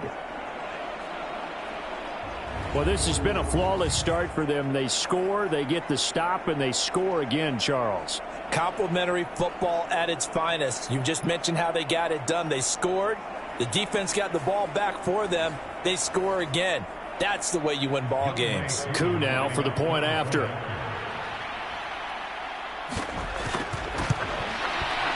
And it's good, and they have jumped out here to a quick 14-0 first quarter lead. So that one a 13-play drive in total, and it ends with a Jet touchdown. The Jets kick team out now to boot this one away. Taken at the goal line. And his guys will get the football right at the 20-yard line. The Chargers get set to go here for their second drive. They find themselves in a good-sized hole here, and a good-sized hole early on in this game as they come up on first down.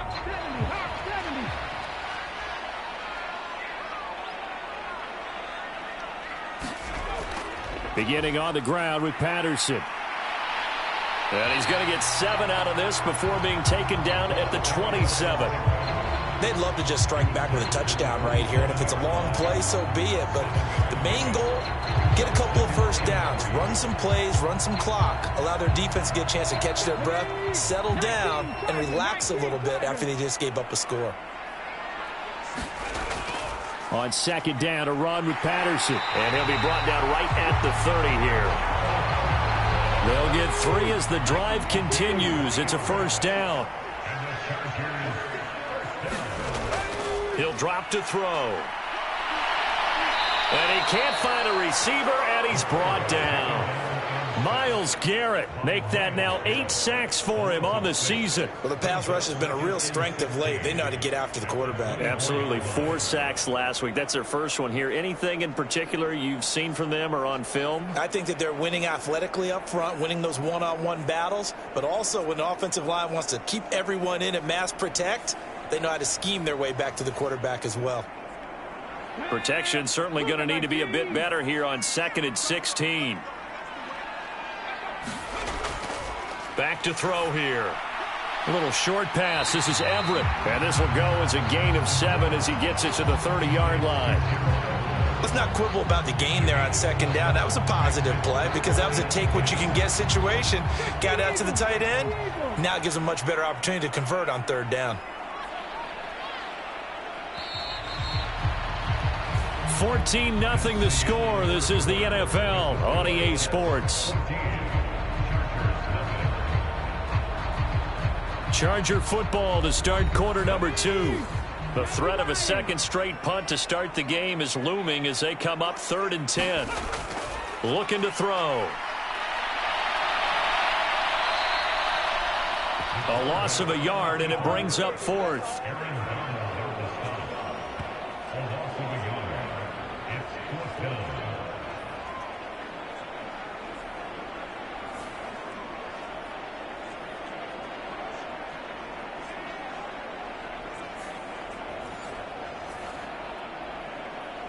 On 4th down, on is Logan Cook to punt. His first punt, 45 yards. This looks good as well. It's taken to the 26. The danger of a punt that good, a 16-yard return. And the Jets will take over 1st and 10. So here are the Jets now to take over. They've got the lead right now, and remember, they are riding that very impressive 7-game winning streak, trying to push it to 8. They've got good starting field position as they come up here 1st and 10 at their own 42. And this is going to be caught, but they'll say out of bounds. So it's incomplete. Now a 2nd and 10. Here's Eason off the play fake. Chargers able to get the pressure and bring him down.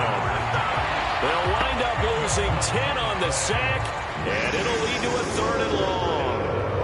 Well, that's what they have to do more of defensively, not just getting sacks, but have to keep getting in his face, not let him get his feet set and deliver. He's been carving them up previously. Yeah, already has a couple of touchdown passes. About time they put a few grass stains on that jersey.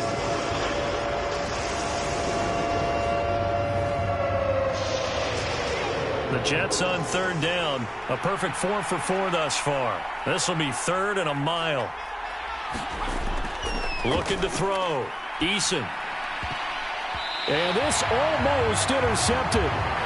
Not sure he saw the free safety that time. But lucky, incomplete. That'll bring up 4th down. Here's A.J. Cole now to punt this one away.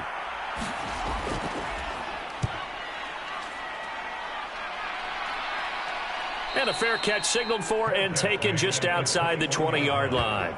So possession goes over here on the punt. And it'll be Charger football here as they take over. Here's the Los Angeles offense as they get set to take possession. Still in the first half, but this offense has struggled. Haven't really been able to get anything going, not only in the points category, but in the yards category. Let's see if they can do better here on this drive. They go over the middle, and it's complete to start the drive. And he's going to get this one across the 30-yard line. 12 yards that time for number 12 as they move the chains. From the 32 now, here's 1st and 10.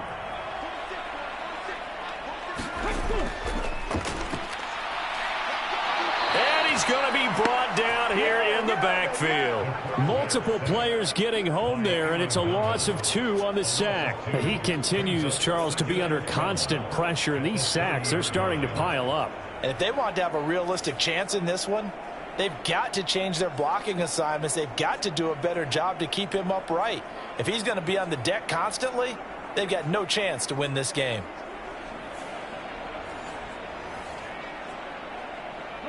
30-yard line, 2nd and 12.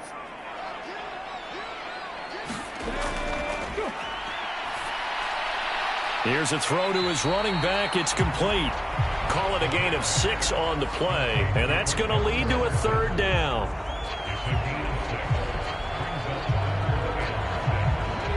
They are in need of 6 yards here if they hope to move the chains. On 3rd down, he'll drop to throw. And he will slide to a stop. He does have the 1st down.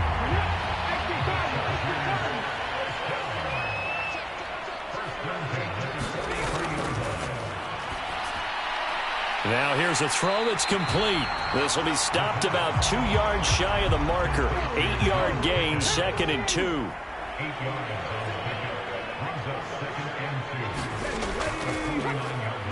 Up the middle they go. Porter. And he'll be brought down at the 45-yard line.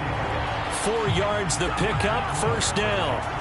The Chargers at 9-1 on the year. They've been as hot as anyone. The win last week makes it 9 out of 10. And, partner, to me, this is a team that no matter what the matchup, they're up for the fight. They are really suited for the postseason the way they're playing right now, and I would not want to face them come playoff time. Looking for more there on 1st down, but this throw downfield incomplete. They geared up and took the deep shot downfield, but it turned out it wasn't one-on-one coverage. Extra defenders in the area, and that one winds up incomplete. After the incomplete pass, here now is 2nd and 10. They'll look to throw. That's going to be caught by Pickett. The ball comes out.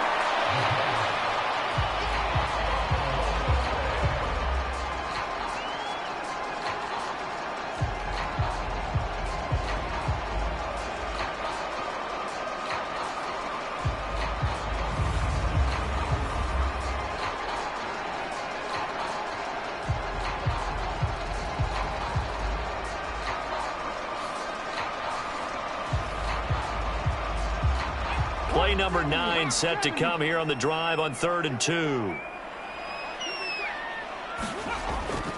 He'll look to throw, and that is incomplete. Oh, he had a defender right there with him to force that to the ground. And 4th down now coming up.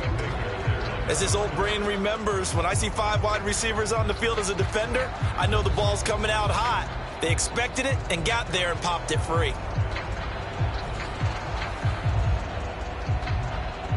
So now they're going to send out the field goal unit to, as they say, fire away from long distance. This from 54 yards away. Fairbairn able to put this one through. And they will get themselves on the board here at 14-3.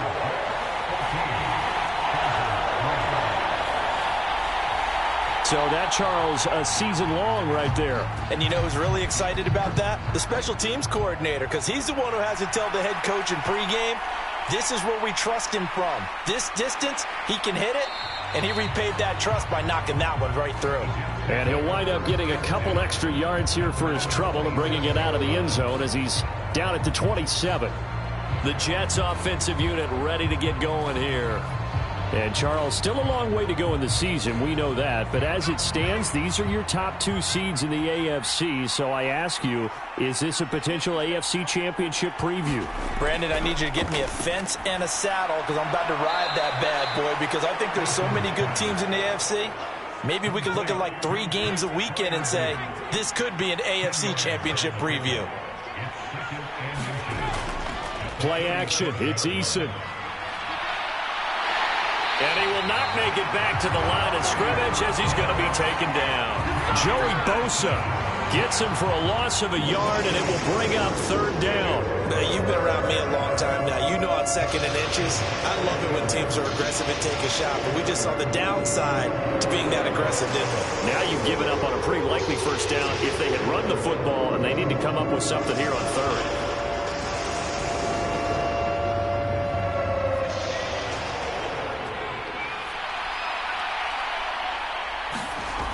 They'll look to throw for it on 3rd and 1. He's got his target. That's complete. And he is going to have a Jets first down as they're able to convert by plenty there on 3rd and 1. Got to say, I was a little surprised to see him, Charles, come out in the shotgun on 3rd and less than a yard. Yeah, but the way the NFL is nowadays, we hardly ever see anyone really run for it on short yardage. So they're going to throw the football more times than not. That was a nice, easy rhythm throw right there, and they pick up the first down.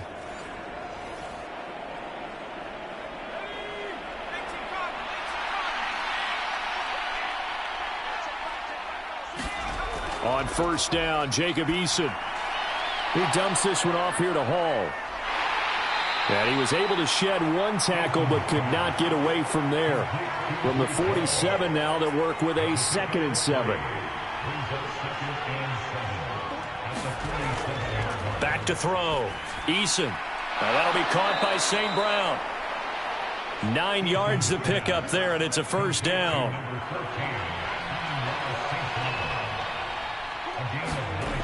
Again, he'll drop to throw. Looking for McLaurin, and he's got him. They'll go for a gain of 7, and it's 2nd down.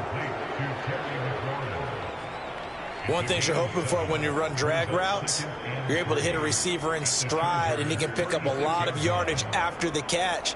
But in this situation, the defense was effective, able to stop him before he could get a good head of steam going. 2nd down and 3.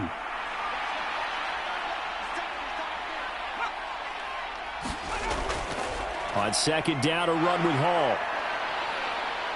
And maybe a little over pursuit there as he's able to take this down to the 25-yard line. It'll go as a gain of 11 and a Jets first down. We both know it's difficult, but they've made it look effortless out there. Through the air, on the ground, they've moved the ball with relative ease.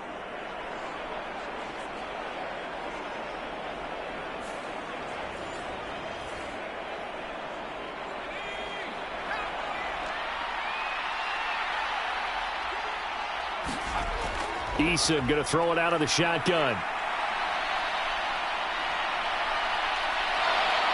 And he slides and covers up at the end as he's going to be able to pick up decent yardage. They still need about the length of the football here, maybe a little less as they come up on 2nd and inches. Eason's throw complete to Freiermuth. And the Jets are going to have a 1st and goal as he'll be taken down at the 7-yard line. Looking to throw. Eason. This will be caught at about the 5. That's good for a gain of 6. 2nd and goal.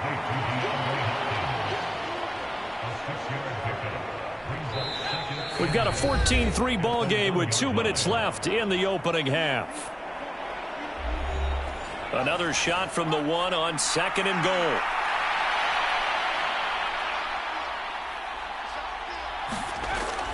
They'll look to run with Hall. And he is in. Touchdown, New York. Breece Hall, his 11th rushing touchdown on the year. And the Jets are able to widen their advantage. Sometimes offenses can get too cute down near the goal line, but there's nothing fancy about this one. As Coach Lombardi would say, we get a seal here, and we get a seal here, and we run this play in the alley. And that's good work to hit the hole hard and finish in the end zone. coup for the extra point.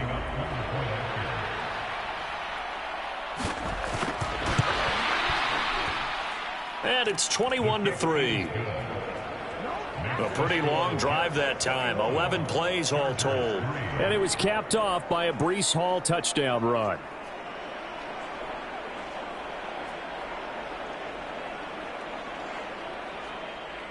The Jets kick team out now to boot this one away.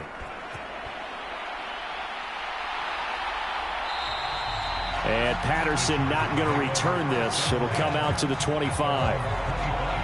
The offense for Los Angeles returns to the field. It's been very much a slow start for them. 3 drives and just the 3 points, CD. Yeah, if you're into the points per drive ratio, that answer is 1. And that's not going to get it done in a ball game. They've got to find a way to finish these drives in end zones, not having balls go through goalposts. And he takes this up to the 40-yard line before being corralled. Firing quickly here, and that's complete. And he'll work it across midfield inside the 45. 16 more on that one and another first down. And he's top 5 in the league in terms of receiving yardage because of plays like that. What have you seen from him on film that you like so much? Well, I'll strip away everything else and get to what we call the moment of truth. When the ball's arriving and there's a defender there, he just comes down with the ball. He competes and takes it away. Great hands, great ability to finish the catch. This offense finding its legs now. Here's another 1st and 10. Here's one deep for Pickens. That's going to be knocked away and incomplete. Well, they had that one snipped out defensively. That's a tough one to connect on when you've got multiple defenders in the area, and it winds up incomplete. They'll look to throw again. Flushed out right. And brought down, but able to get it to their 30-yard line. Opted to run for it. The decision a good one. Picking up the first, getting 14 yards on the scramble. 1st and 10 here. You know, if they could just get 3 out of this, there's something about narrowing it to a 2-score game at half that makes it feel like much less of an obstacle. And taking it to the 15-yard line before he's brought down. Now the Chargers will use the second of their timeouts as the stoppage will come with a little under a minute to go in this first half. Back to throw now on 1st down. And he'll find Everett there, complete. And they'll get him down after a pickup of 8, 2nd and 2. They'll set up to throw. And that is incomplete. A lot of force bearing down on him there. He could not hang on. It's 3rd down. They'll stick with the passing game as he looks to throw. Oh, what a read on the outside as it's intercepted. And the Jets are going to take over at their own 2-yard line. Partner, there's no other way you can describe it because that was absolutely just gut-wrenching for that offense. They were right on the precipice. Points were available. All they had to do was just fall forward, and they were going to put them up on the board. Instead, a long drive ends in heartbreak and a melancholy trip back to the drawing board. I like it when I go a little bit lyrical for you. The Jets going to go on offense one last time in this first half. And with a 3-score lead already, this is not time for a momentum change, so I'd imagine they'd be happy to just take this into the locker room. To throw from his end zone, Eason. That would almost intercept it, but it's incomplete. Not a good throw there, and it'll be 2nd down.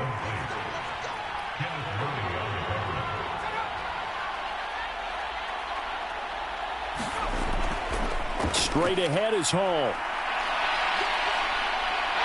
And he's able to get this across the 10 before being taken down. Trying to escape the shadow of their goalpost. That helped. 10 yards. 1st down.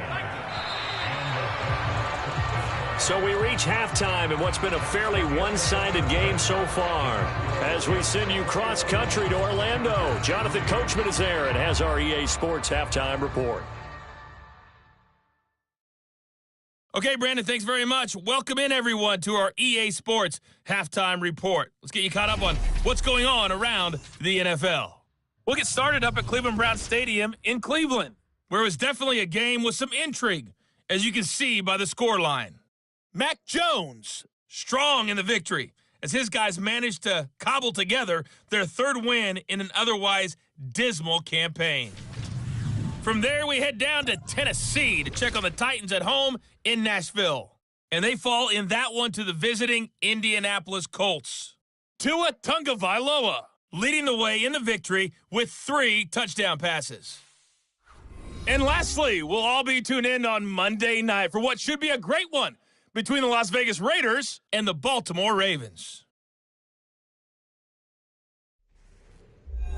We were treated to a solid first half out of the running back, Breece Hall. He had a touchdown run that helped get his guys this halftime lead. All right, Coach, thank you very much. As we welcome you back for quarter number 3. The Chargers going to get the football first here in this second half, and they trail as we get back underway. Now it's Patterson. And he'll be brought down right on the chalk of the 20.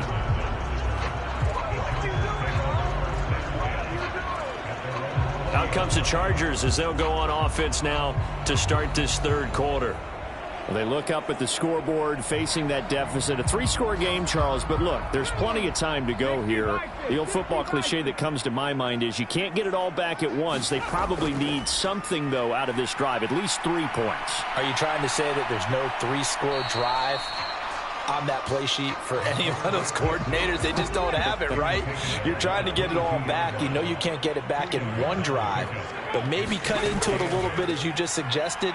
Try and create a little bit of momentum, a little bit of a spark, and then maybe that'll carry over. And he'll protect himself at the end here as he winds up getting pretty decent yardage. On 3rd and short, they'll try and pick it up through the air. And he'll be taken down, but he does have first down yardage. The drive stays alive, a 3rd down gain of 8. For many people, that's not your standard play call in that 3rd down situation. But for so many offenses, they just want the ball in the hands of their playmakers in open space. And after he caught it, he did a nice job picking up the first down.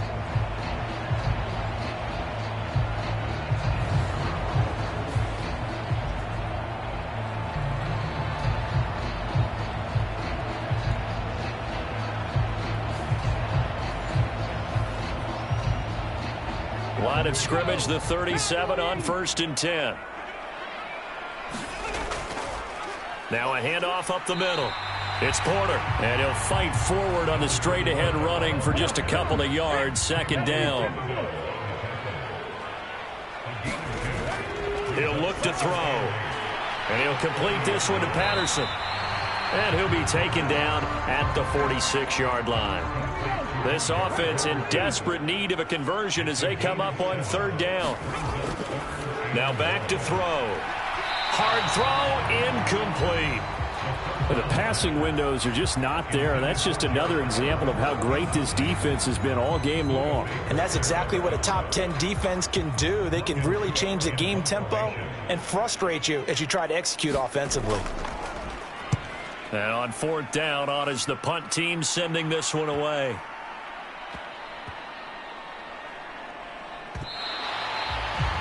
They decide against going for it on 4th and 1, maybe to the dismay of their offense, but hey, a nice consolation prize down inside the 5. Nice consolation prize indeed. So maybe the offense is upset, but they show confidence in their defense by punting it away. So here's the Jets offense now as they get ready for their first possession of the second half. They show run with 3 tight ends here on 1st down. Now Hall to start the drive. And he is met at the line of scrimmage, and he goes down right there. No gain on the play. It'll be 2nd down. Really shouldn't be a surprise. It's going to be hard to move people in this situation. You know they're going to bring the pressure defensively. Because I remember playing in these spots, and my coaches always say, don't be afraid to try and create a safety, too. They're going to bring pressure. Oh, jumping early from his tight end spot. Maybe trying to get a jump start on that route. Yeah, I think you're exactly right about that. And oftentimes when you see that, that means the play call was supposed to come in his direction, and he was eager to go catch a pass. To throw from his end zone, Eason. Oh, he's got a man wide open, complete. And able to get it across the 10 to the 15. Now they have a little more space to maneuver from the 15, 1st and 10. Out of the gun, they'll look to throw.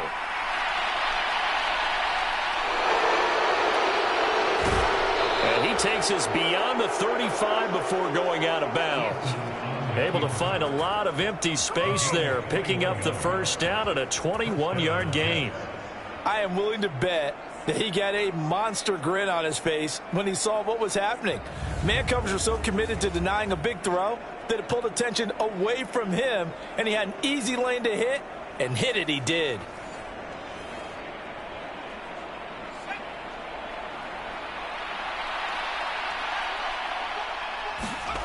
Throwing on first down. Eason. He finds Hopkins complete. And getting this just shy of midfield, they'll spot it at the 49.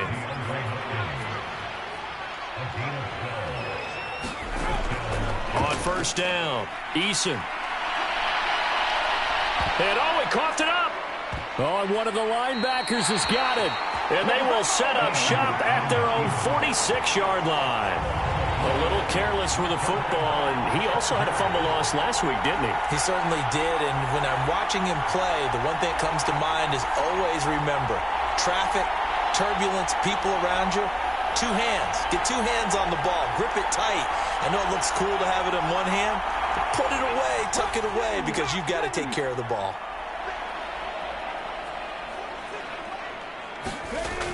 They'll come out throwing here on first down. A little short pass. This is Everett. And a gain of 4 gets him right to the midfield stripe.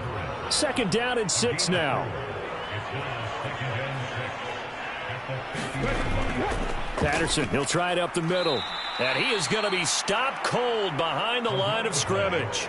Now they're going to be dealing with a 3rd and 7. Is that one officially a loss of 1? This defense is just flat getting after it. They have not given up much of anything in the run game. Case in point right there.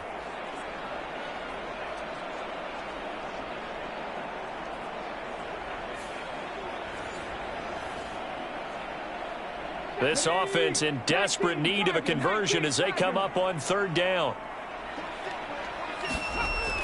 Back to throw. And he will not be able to hang on through the contact. It's incomplete. The coverage strong, and now it's 4th down. On 4th down, the punt team is on as this is sent away. And that'll hit at the 5 and go into the end zone for a touchback. The New York set to take the field. And a fumble last time. Ball security. Talk about it all the time in the National Football League. They've got to be better at it on this drive. Don't you think that when every team gets together for the first time, I don't care if it's OTAs, mini camps, first day of camp in the regular season, ball security comes up about, what, the 2nd sentence of the coach's address? And those are so many drills focus on that. All the time, and they do drills to make it even tougher to simulate game situations. Doesn't always work out, though. Eason on 2nd down. Into heavy traffic, and it's intercepted. And his guys are going to take over at the 21-yard line. Well, that's a drive killer right there. Not a really confident throw either. This one was kind of up for grabs, and it's going to come down the hands of the wrong team.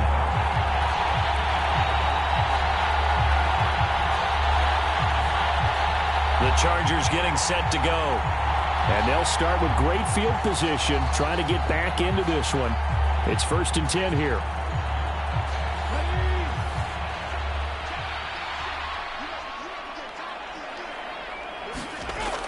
They'll try and start this drive in the air. That's complete to the tight end, Everett.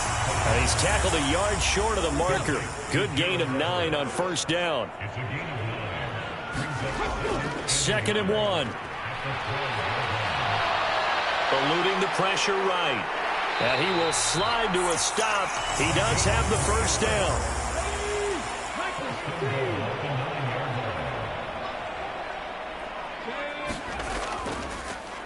One back in the backfield, he'll get the carry. And he'll take this from the 9 down to about the 7. The line of scrimmage, the 7 now on 2nd and goal.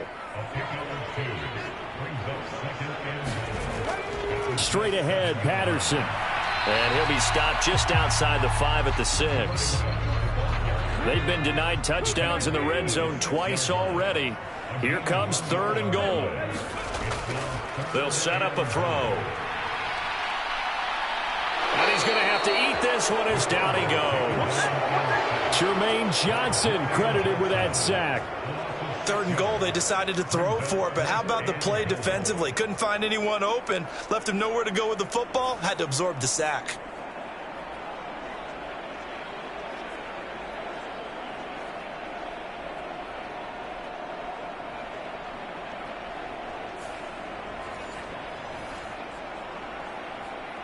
Now Kaimi Fairbairn for the field goal try. From the right hash, and this one just a chippy. The kick by Fairbairn is good, and that'll get the deficit down to 15.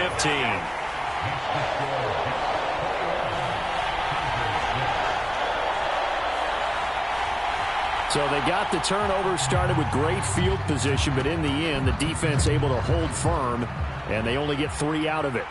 And I like what you said right there. That defense able to hold firm, backed up into the shadow of their own end zone. The goalpost right behind them.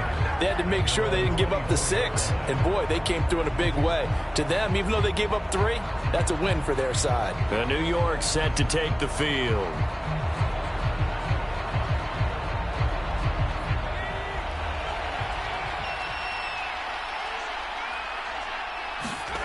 They go back to the air here after the INT on the last drive. They'll wind up getting 7 on the play, and it's 2nd down. Eason. This to McLaurin out on the left side. And they get him down, but not before he takes it across the 40-yard line.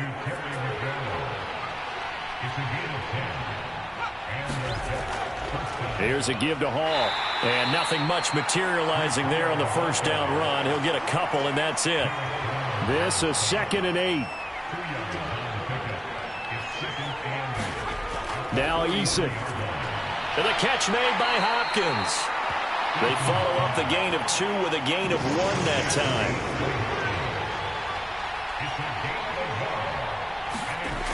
To throw on 3rd down, Eason. Gets around him, and they're well past midfield, just a yard or 2 shy of the 40. Opted to run for it. The decision a good one, picking up the first, getting 14 yards on the scramble. Now that's a quarterback who's in charge out there right now. Wants to throw the ball on 3rd down, doesn't find anyone open, tucks it away, takes off, and picks up the first down. Not by a little, but by plenty.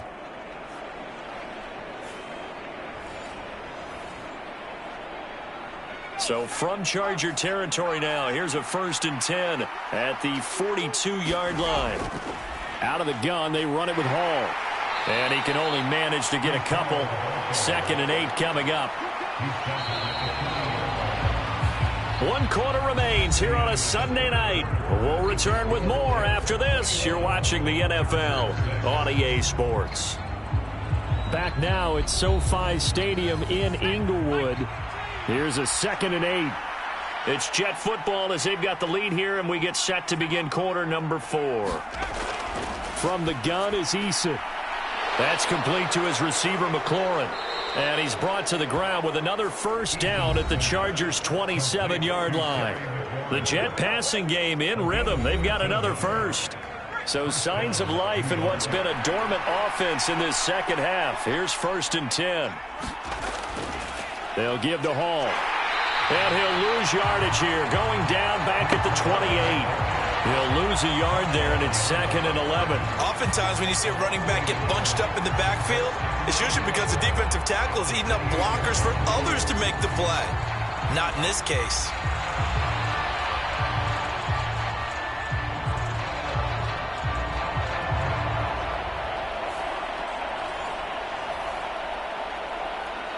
This drive's taken more than 3 minutes off the clock already as they come up on second down.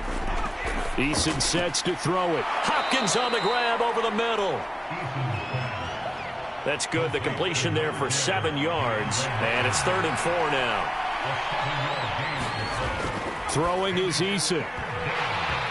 And that's going to be incomplete. The contact there enough to jar that ball free. And it brings up 4th down. I see the surprise in your face there, partner. That is a rare incompletion from him. He's been on point this entire game. He has percentage completion-wise way up. Not that time. Now Younghoe Koo, who of course used to kick for the Chargers, on for the field goal. This to make it a 3-score game late. Koo knocks this one through the posts, and that will extend their lead even further.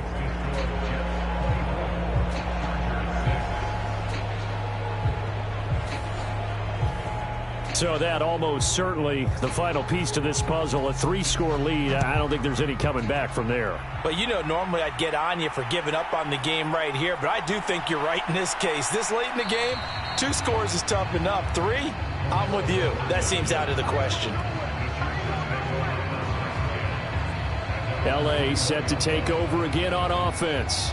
Remember, they have won 3 straight, but getting to 4 straight does not appear to be in the cards as they are in a big 4th quarter hole.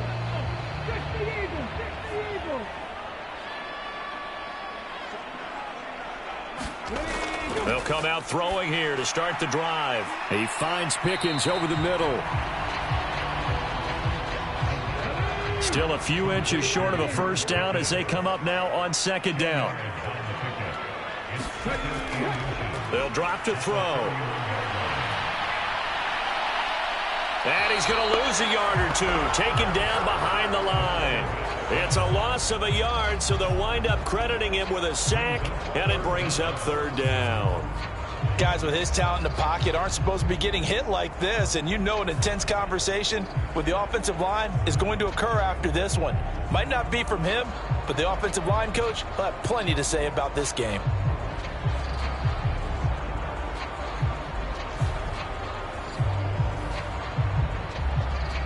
The Chargers on 3rd down, not so hot. 2 for 9 to this point. They need just a yard here. It's 3rd and 1. On play action, they'll throw. He's got a man, complete. Down the right sideline. And all the way in for a Charger touchdown. A big play there. 70 yards. And the Chargers are finally into the end zone here in this 4th quarter. You got to understand situational football because they're playing with the lead here late in the ball game. So the back defender has got to be as deep as the deepest receiver. Keep everything in front of you, rally up and make the play. Yeah, you would think they had the 3-score lead. Now it's down to 2, but 3-score lead here late. But they wouldn't give up a big pass play like that, but they did. Fairbairn good with the extra point, and that makes it 24-13. So the drive there, they went 80 yards in 3 plays, and it winds up with a touchdown for Los Angeles. After the touchdown, Cook now to kick this one away.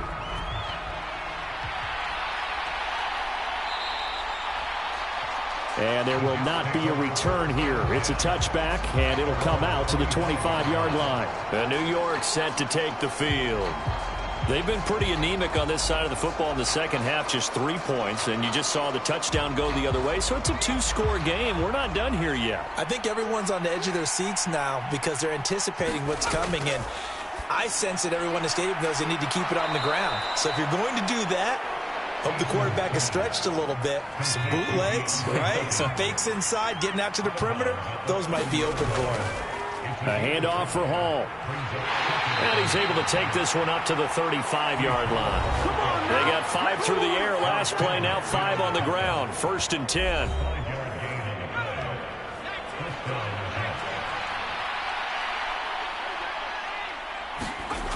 Here's Eason to throw. Looking left side, he's got it, complete. And able to get this one across the 45 before he's brought down. It'll go as a gain of 11 and a Jets first down. Well, normally you might say start running the football. You've got the lead here in the fourth quarter, but the way that they've passed it with such success, I don't know, maybe keep throwing it. Yeah, I think you brought up something that goes against conventional wisdom, right? In this stage of the game, you would think you would switch to a running attack, but you're exactly right. They've thrown it so well throughout the game, and trusting this quarterback, I think he continued to do so. Officially, it's a 1-yard loss. That's going to bring up second and 11. An awful lot of congestion in the middle third of the field, but how about our defensive tackle right there? He didn't just hold the line. He provided some push and smacked the ball carrier down for a loss.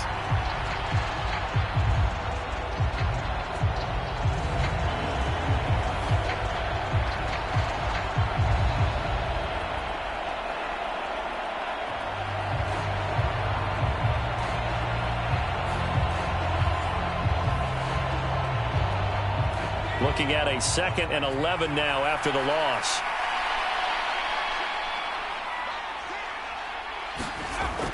Back to throw. Eason. This is taken in by McBride. And he's brought to the ground with another first down at the Chargers' 31-yard line. That one goes for 24 yards. Well, that should be a reminder defensively, and I think it's a reminder to myself because you just can't sell out to stop the run. There's still enough time that this offense can move the football through the air, even on first and second downs, and they obviously picked the right spot to throw the ball there. So from Charger territory now, here's a 1st and 10 down at the 31. Looking to throw. Eason. Open man right side is St. Brown. And he'll be out of bounds just inside the 25-yard line. So the completion good for 7 there. And that's going to bring up second down.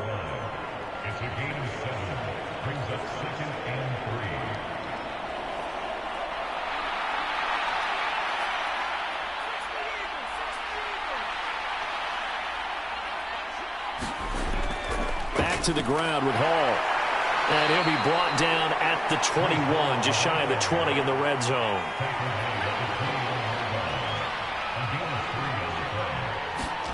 They'll throw on first down with Eason. He's got his tight end Freiermuth over the middle. And this will be a gain of 6 when it's all said and done, down to the 15 from the 21. Second down, here's Eason. Here's Freiermuth again. Back-to-back receptions for him, and it's another first down. A good chance now to put this game on ice. This is 1st and goal. Here's Hall. And he will maneuver his way down to about the 7. The line of scrimmage, the 7 now on 2nd and goal. Operating from the gun. Eason. He's got it. A touchdown-saving tackle there. Now it's 3rd and goal. Back to throw. Eason. And this is caught. For the moment, it's a touchdown, but multiple flags down, so let's sort this out.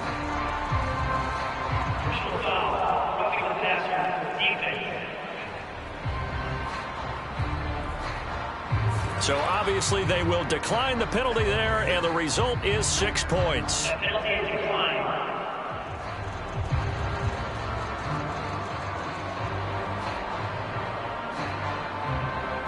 Well, I've heard you use the term put-away drive, and that right there seemed like the definition of a put-away drive. Yeah, it certainly just pops right up out of the book, doesn't it? Because up 2 scores already, just wanted to possess the football, keep converting and picking up first downs.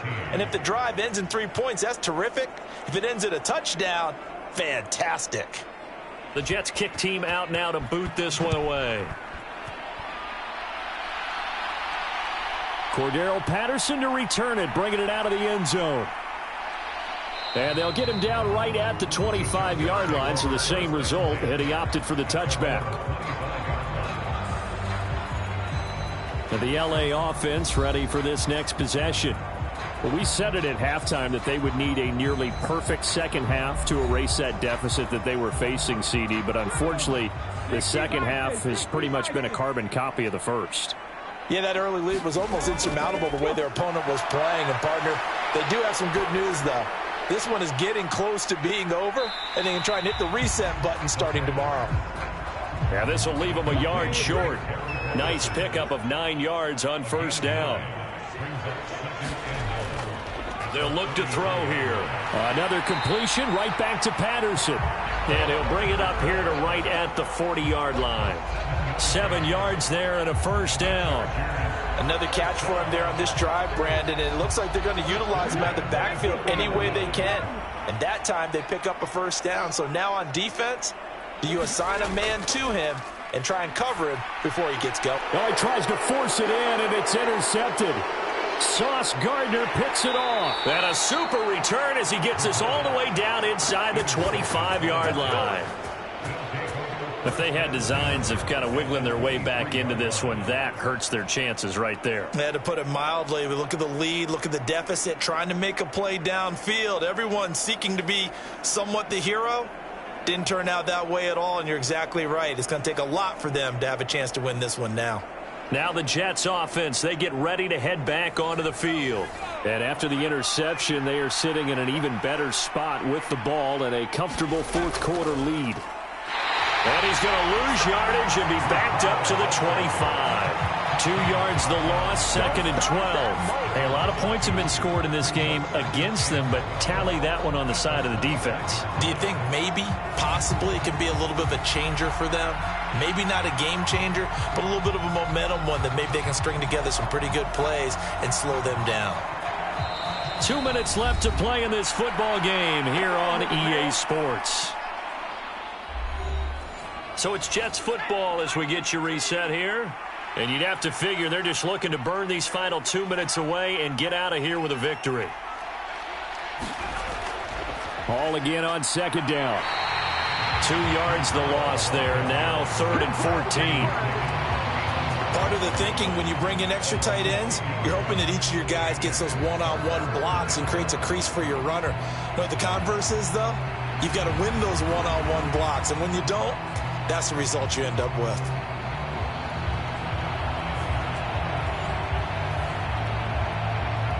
So time to start going in the other direction as they come up now 3rd and long.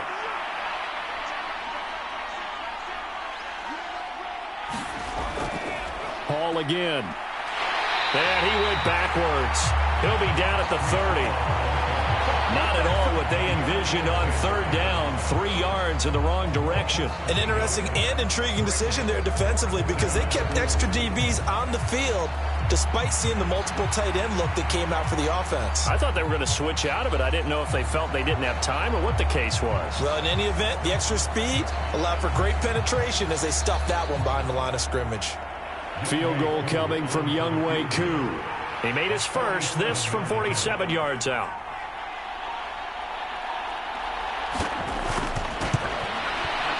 Koo knocks this one through the post, and that will extend their lead even further.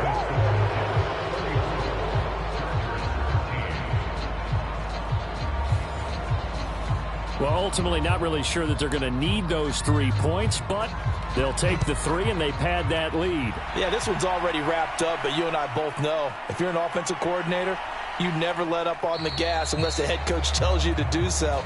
And maybe you've actually clicked him off in your headset so you can keep calling plays and trying to add to this lead. And now out on the field, here comes Los Angeles. They're down big here late. I don't know. You just one last drive here for pride? Some people like to do that. I remember playing for a guy once. We were down huge, and someone said, "Coach, what do you want to call?" He just waved a hand like, "Who cares? Let's get out of here and do something some other time." But some teams like to do something at the end to feel a little bit better as they continue to play, as they continue to move forward. Yeah, probably just want to put this one behind them. 2nd and 9 now. And that will be incomplete with a clock showing 18 seconds now to go. After an incomplete pass on 2nd down, that'll leave him trying to convert on 3rd and 9. Work in the middle of the field, and he's got a man complete. And he is going to have the Chargers first down as they're able to get the 3rd down conversion. Now the Chargers will use the 2nd of their timeouts as he'll stop it with 11 seconds remaining in the ball game. Got a man. It's Patterson, complete. And the result here, a pickup of 8. Leaves him with 2 to go on second down. And the clock will now stop as a timeout is called with 5 seconds left. One final shot. They'll look to throw. Out left, he's got it to Everett. And that's going to be another first down as the tackle made at the Jets' 44-yard line. So it's a victory here for the New York Jets. And they've got to feel good about this performance. I think you'd agree, matched up against a top 5 defensive unit in the league, and they pretty much had their way. Yeah, that was the interesting part about it, because normally when we see this defense play, they have their opportunities, and they make their plays, don't they? They knock them back on their heels. They take the ball away. They change field position. In this case, what you said is so apt.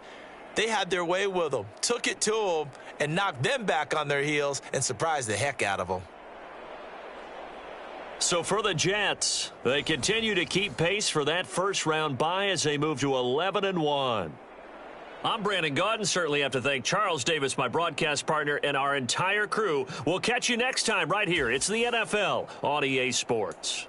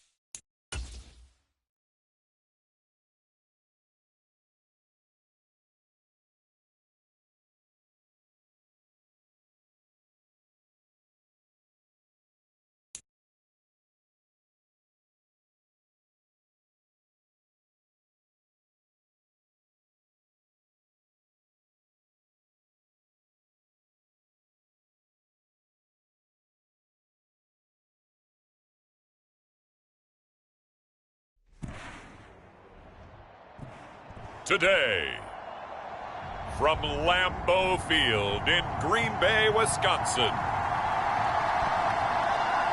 it's Week 12 of the NFL on EA Sports.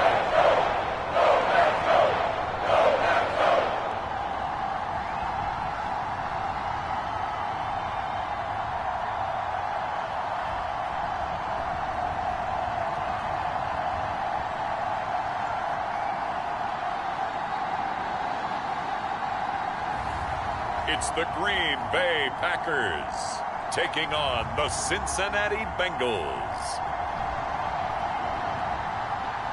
We're at the oldest continually operating stadium in the NFL as you get a look inside Lambeau Field in Green Bay, Wisconsin. Today, Week 12 of the NFL season is upon us, and we've got a good one in store, as it'll be the Cincinnati Bengals taking on the Green Bay Packers.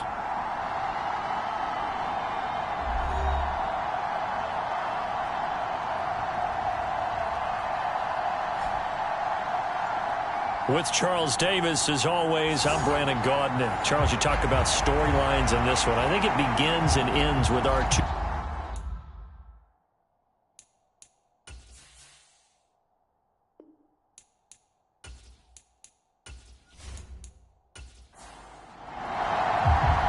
The final playoff push is upon us. It's Week 12 of the NFL season, and we're underway on EA Sports. Taking it about the 1. And he returns this to the 22.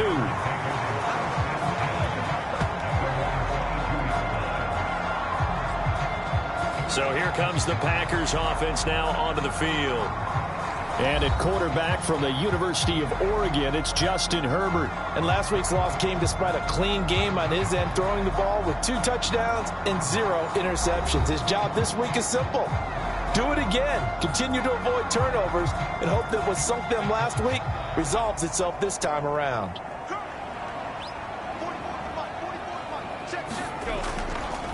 They start the drive with Cook. Knifes his way forward here, but just 3 yards on the play. Second down. The numbers a week ago for Cook. 21 carries, 90 yards, and a touchdown. And as we discovered in talking with the coaching staff prior to the game, going up against a team that struggled against the run has only emboldened them to run the football more. I expect 40 to 50 carries in this game. Nowhere to go for Herbert, and he's going to go down.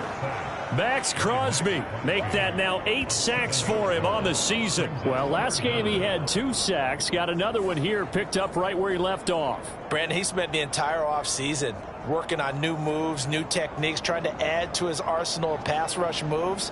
Certainly paying dividends in what we've seen so far.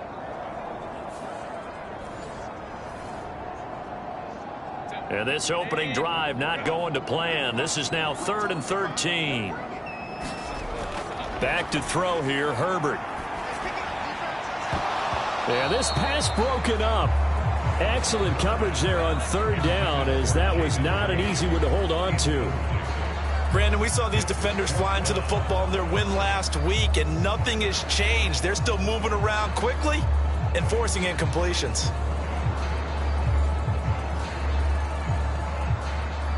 On now is the Packers punter. He'll kick it away after a 3-and-out on the opening drive of the game.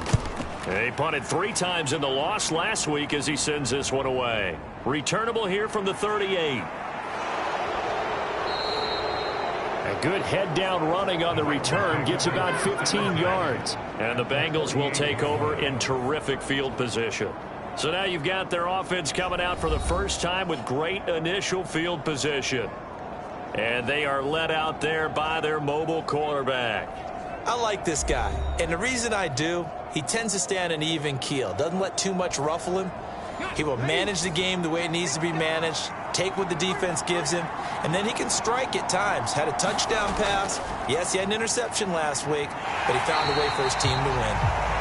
And he is going to lose yardage here. He'll lose a yard there, and it's 2nd and 11. You look at this Packers defense.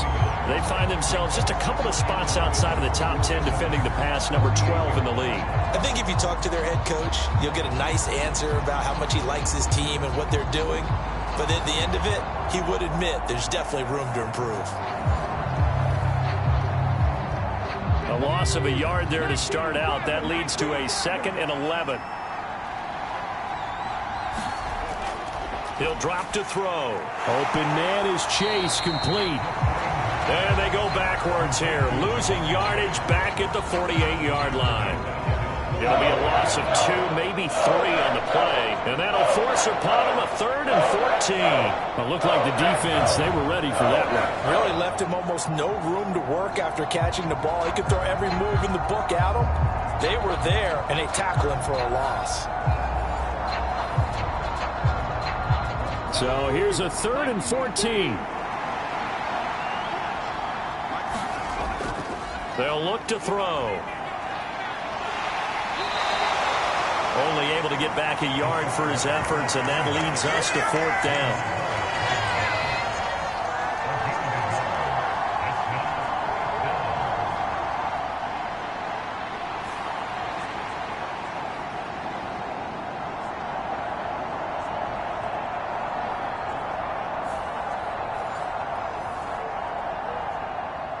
So on 4th down, on is Brad Robbins to punt for the Bengals.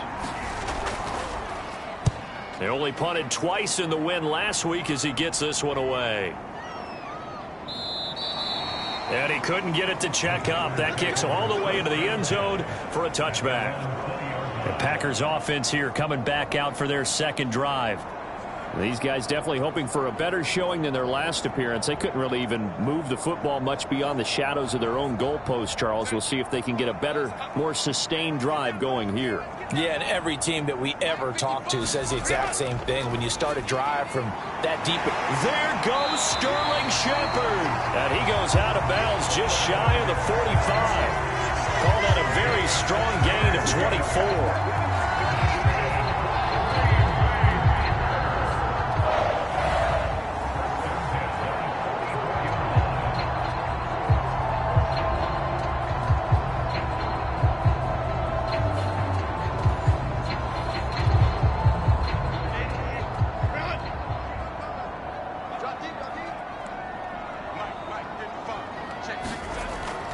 From the gun, it's a give to Cook. And he'll get what he can up the middle, 3 yards. That'll bring up 2nd down.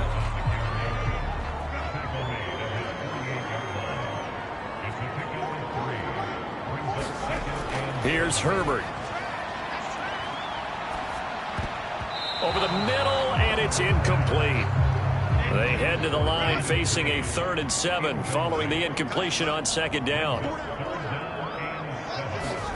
A shotgun snap for Herbert. Swinging this out wide here for Cook. And he'll get it out to midfield. Looks like, yeah, they'll spot it right at midfield at the 50.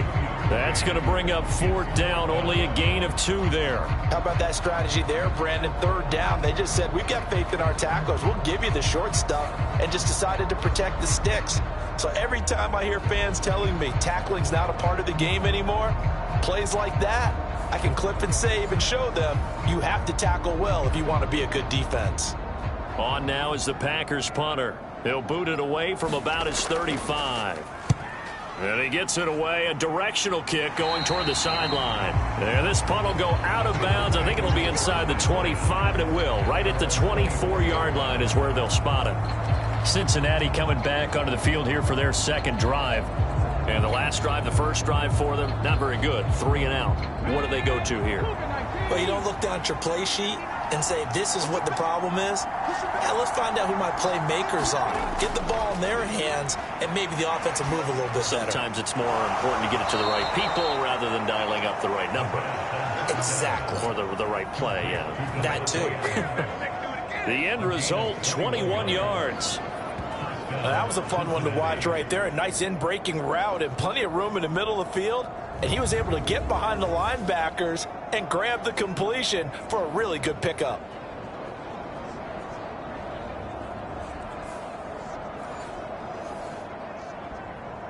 The big play to start him out. Has him at the 45 already. Off the draw, here's Williams. And he's got a Bengals 1st down as good running gets him to about the 44. That's a very nice game there. A confidence-building run. Love the execution up front. And the way he pressed the hole, absolutely perfect.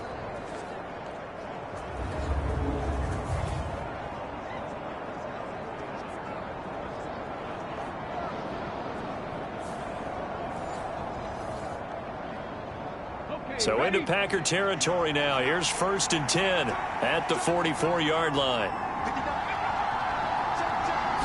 Now a fake on the jet sweep, and off the play action, he'll look to throw it. And that one going to come up short. Low throw. 2nd and 10. A very chilly day here, but no snow. And I got to say, if it's going to be this cold, I want snow.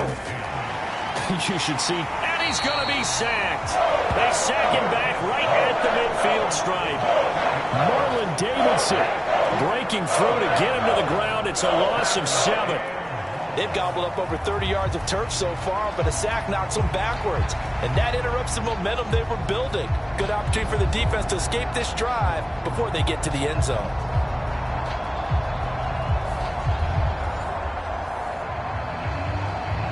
So a tough situation to overcome here. 3rd and 17. From the midfield stripe, they'll look to throw. Able to find the open man. That's complete. And they're going to be set up down around the 15-yard line. That was no 3rd and 2. That was 3rd and 16, but they get the conversion anyway. Excellent execution, and now they're set up nicely. Are they ever? Red zone? I wonder what the next play call is going to be, because after a big play like that, a lot of teams like to use the momentum to launch another one. So after the big play, look at this, all the way down at the 15 now on 1st and 10. He'll look to throw. Here's back-to-back catches for Davante Adams. Touchdown, Bengals. Davante Adams, his first touchdown on the year. And the Bengals have taken the early lead on the road here at Lambeau. As a former defender, I would be angry as well. Could not get off the field. Well-executed offensive drive. No matter what the defense tried, they couldn't stop them.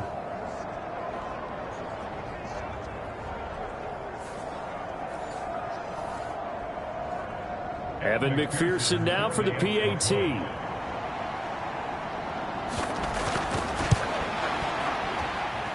And he's got it to make it 7-0 Bengals. That time a 6-play drive.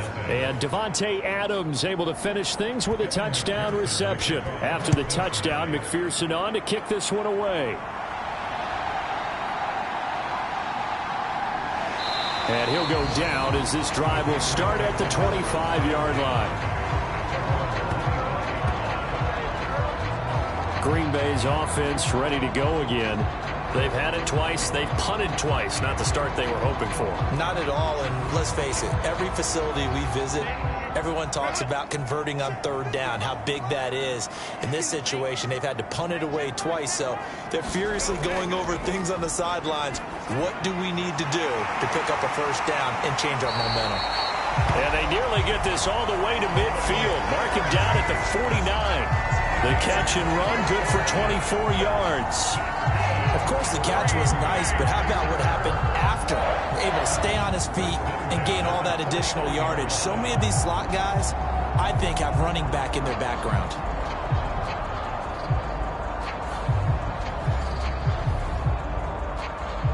So one play, and they're already just shy of midfield. They'll try the middle with Cook.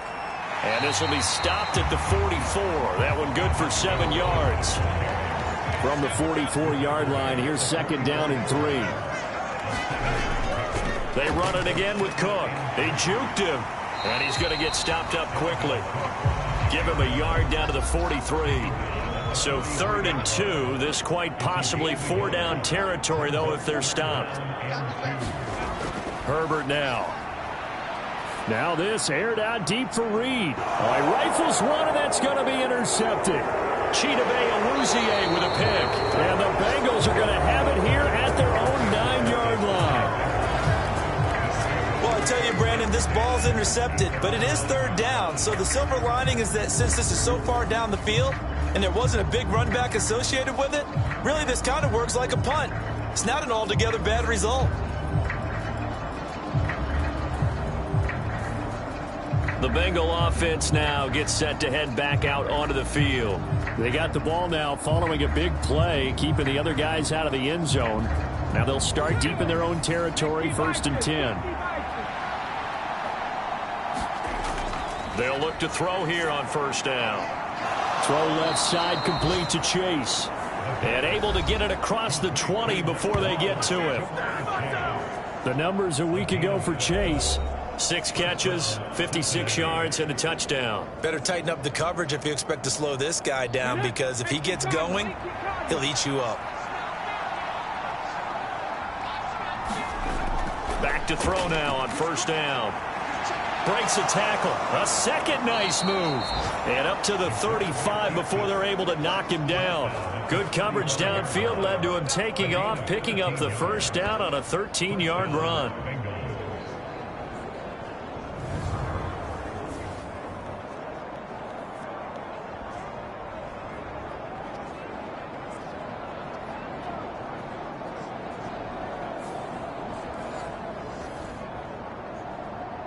Here we go. Cowboy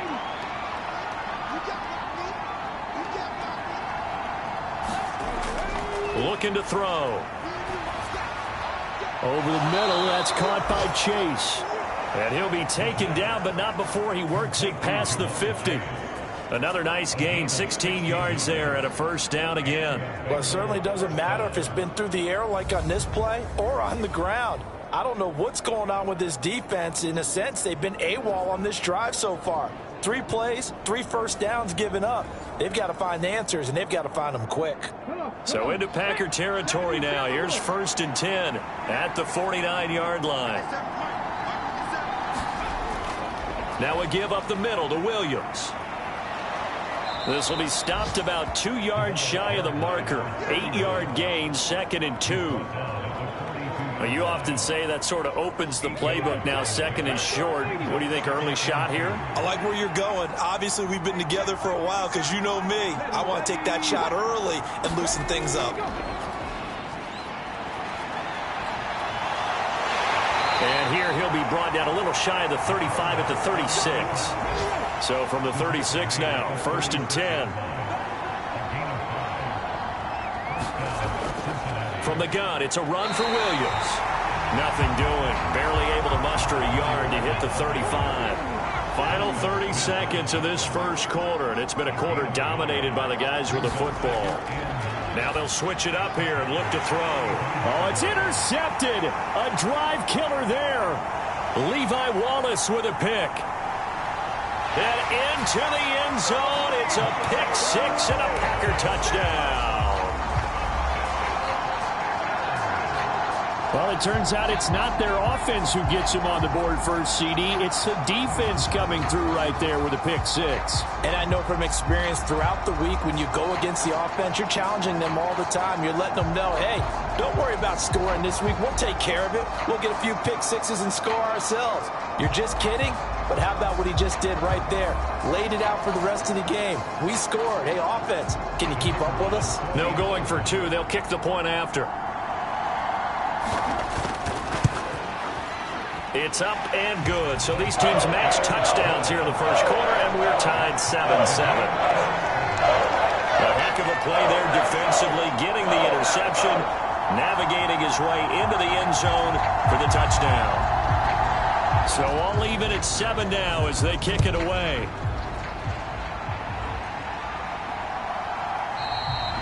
And he won't return this one. He'll go down to a knee, and they'll start at the 25.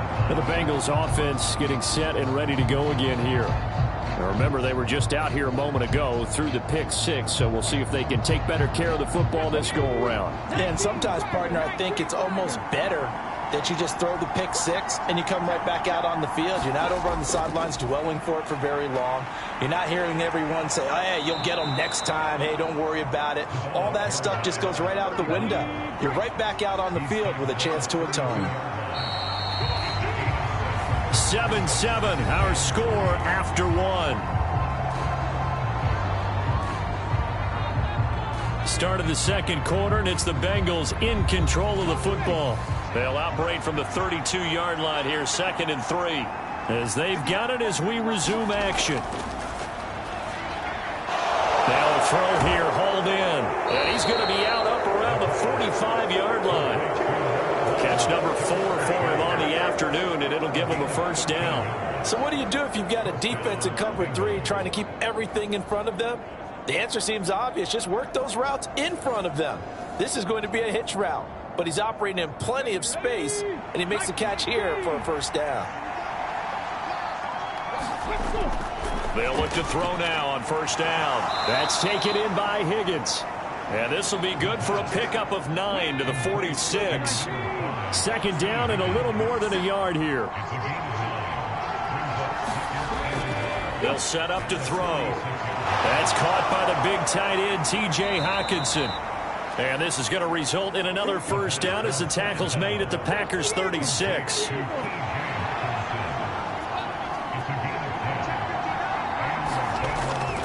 Up the middle, it's Williams. And a tackle there by Jermaine Pratt. From the 31, here's 2nd and 5. They run it again with Williams. Still a couple yards short of the first as the 3-yard gain brings up a third down. Back to throw. That is caught. And this is going to result in another first down as the tackle's made at the Packers' 18. Give them 10 yards there as this offense is on a roll. This drive continues to plunge forward. A bit of a catch for him to remember. That's number 400 for his NFL career. Not a bad number at all.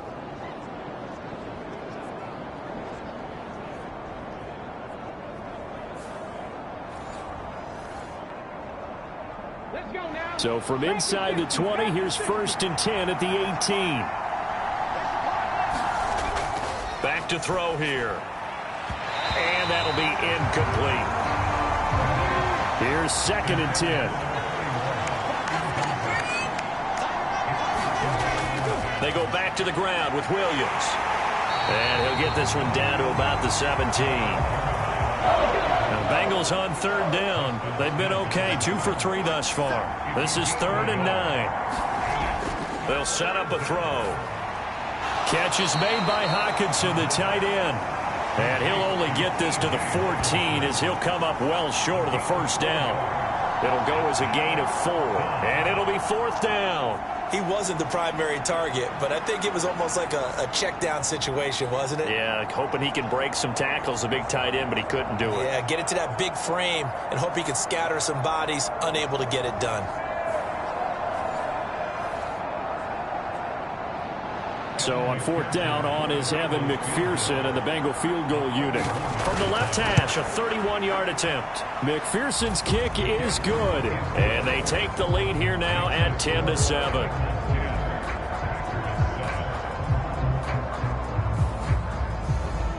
So they put together a good little drive there, but ultimately stalling out in the red zone. Yeah, I know a lot of people look at it as a little bit of a negative. They didn't get 6 points out of it, right? Didn't get the touchdown.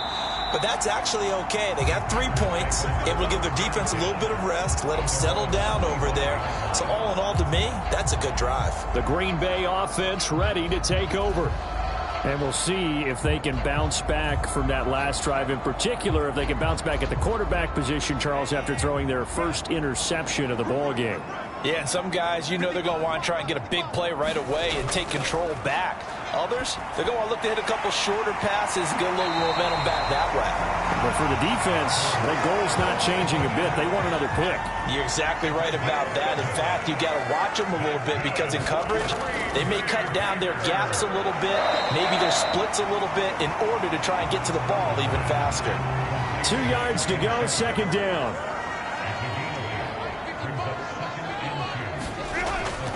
A play fake, and now Herbert to throw. And this one incomplete. Too much contact to hold on to that one, and it's 3rd down. Now Herbert with it, looking to pass. He's got his target. That's complete. And he's going to have a Packers first down, and he's going to have it by plenty. Able to get 8 yards there on 3rd and 2. And Brandon, from our time in college football, where receivers weren't running the traditional NFL route tree, one thing they did learn, find open areas, find soft spots, and set up and catch the ball. And I think we just saw that there. Yeah, we saw that indeed, picking up the first. So they'll come up in Bengals territory now with a 1st and 10 at the 47. Herbert throwing again. The Bengal pressure gets him that time. Down he goes.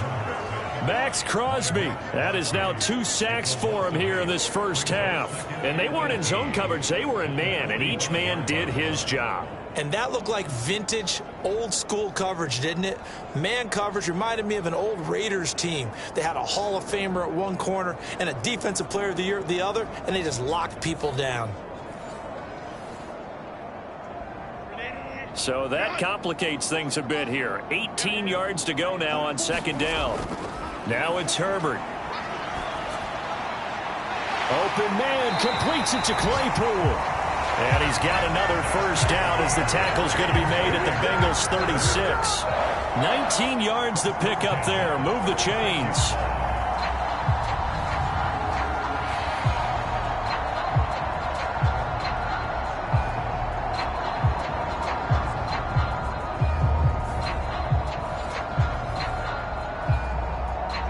So from the 36 now, 1st and 10.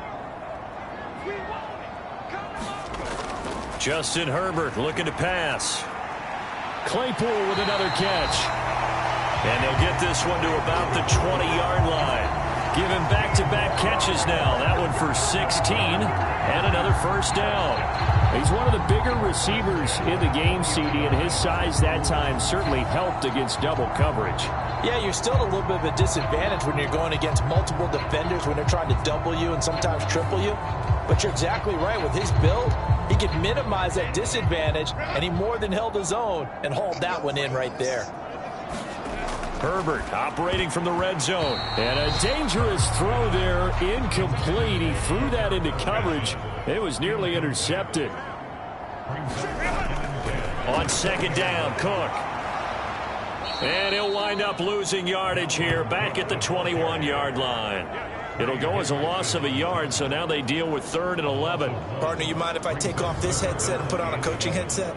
You want to get this running game going? I want to get this running game going. I'm going down there and saying, gentlemen, we have got to run the football. We've got to get it going right now. Yeah, to this point in the second quarter, it has been a struggle. Tough spot here, 3rd down and 11. Herbert. Caught on the right side, Reed. And they'll get this down to the 10. 11 yards for number 11. That's a letdown defensively because they had him stacked up 3rd and long, and you know their thought process had to be just make the tackle in front of the sticks and force the 3. Instead, they allowed him room to run, and now they're facing 1st and goal, looking to regroup.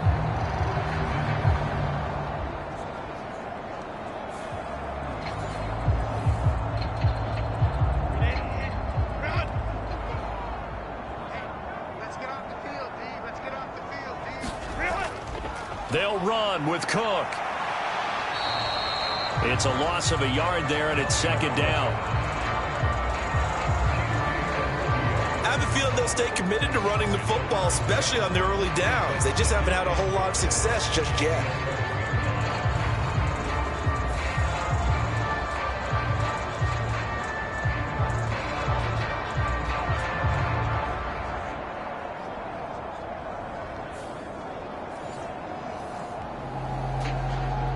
So they get pushed back to the 11, and here's 2nd and goal.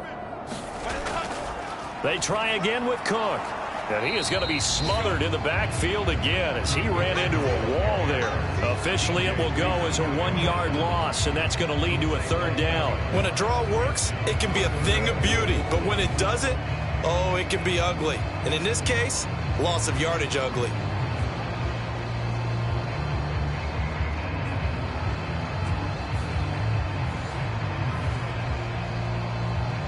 They've been denied touchdowns in the red zone twice already.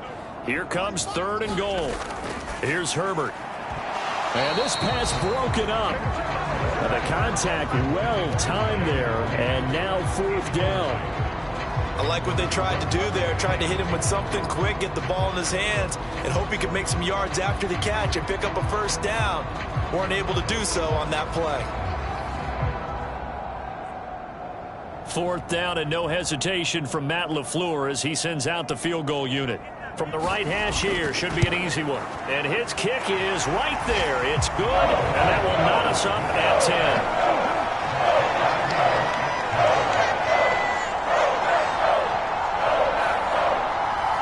They had it 1st and goal, 3 attempts, couldn't get it in, so they settle for 3. Yeah, the field tends to shrink a little bit the closer you get to the goal line, doesn't it? It doesn't sound right. It sounds a little counterintuitive, but you run out of space to run the deep routes, so they can just sit on the shorter stuff if you're going to throw it. If you want to run it, there's just not as much space. They end up having to take 3 there. And out now, here come the Bengals. And last time they got 3 points, but it was a chip shot field goal. And when you go to the sideline after a chip shot field goal, maybe the offense not too happy. It's a balancing act, isn't it? Because you're exactly right. They're none too pleased that they didn't punch it in for 6 points. But they also have to remember they did put points on the board. 3 points is 3 points. And in this league, you take points when you can get them. Not easily done.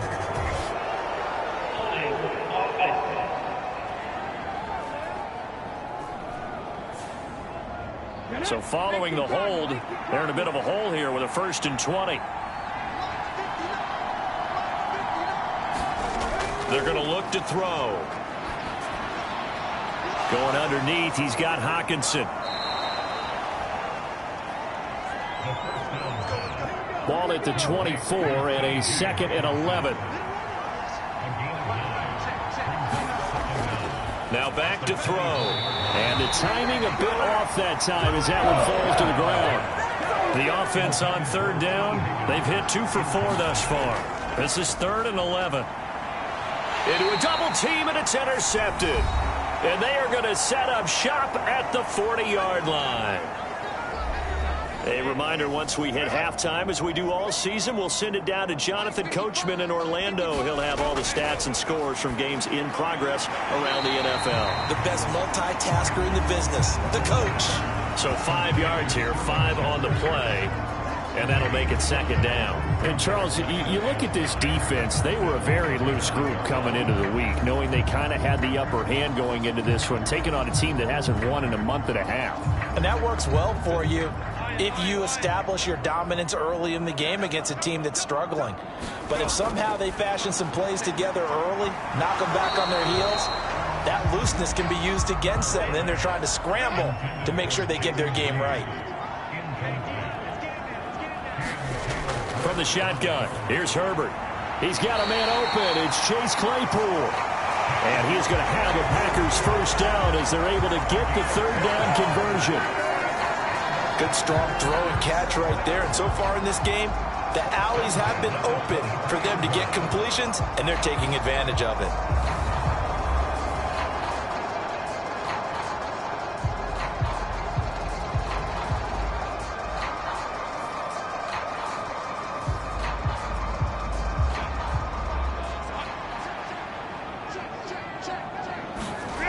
On 1st and 10, Herbert.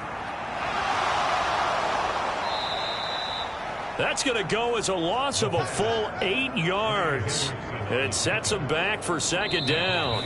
The Packers going to use one of their timeouts as they'll stop it with just over a minute to go before halftime. Well behind the sticks here with a 2nd and 18. Out of the gun, Herbert. And that'll be incomplete. Took a pretty good shot as he tried to pull that one in. Couldn't hang on, 3rd down. Operating from the gun, Herbert. Throw left side is complete to Reed. Now the Bengals going to use the first of their timeouts as they get the stoppage with a little over 50 seconds to go in the 1st half.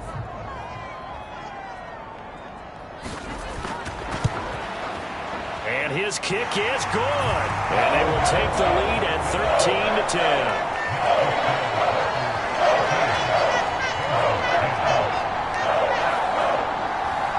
So the turnover leads to points as they add 3 there.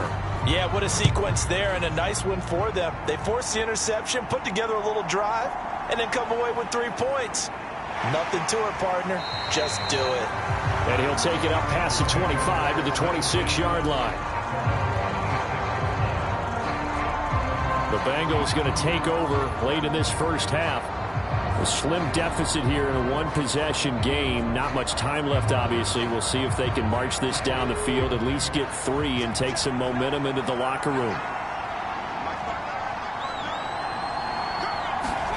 They go back to the air here after the INT on the last drive.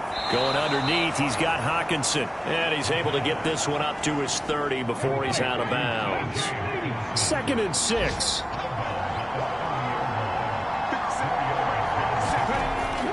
They'll drop to throw. They'll set up the screen. This is Williams.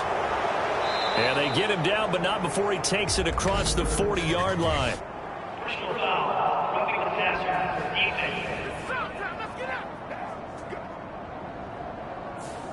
So roughing the passer penalty and an automatic 1st down. And that's the mark of a bad team, partner, because that's an easily preventable penalty, but they just didn't take the proper steps to make it so. Going back to the same well, it's Hawkinson again.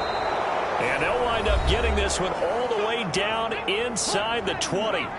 The Bengals going to use the second of their timeouts as they'll stop it with 27 seconds remaining here in the second quarter. Touchdown! Jamar Chase with touchdown number 7 on the year. And the Bengals will take the lead here in the final minute of the first half. That could be an important swing right there. A touchdown in the final minute of the half to take the lead. And I like the point you just made there. Could be an important swing because now that they have the lead, if they can carry that into the locker room at the half, they'll feel really good about what they accomplished in the first 2 quarters. And McPherson on for the extra point.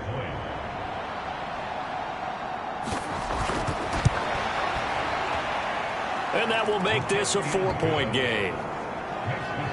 So they only needed 3 plays on that drive. And it was Jamar Chase who finished it off with a touchdown reception.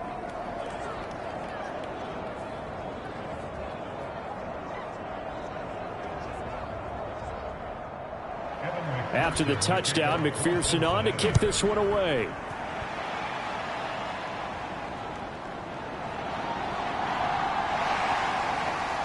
And he brings us out past the 20 to the 24.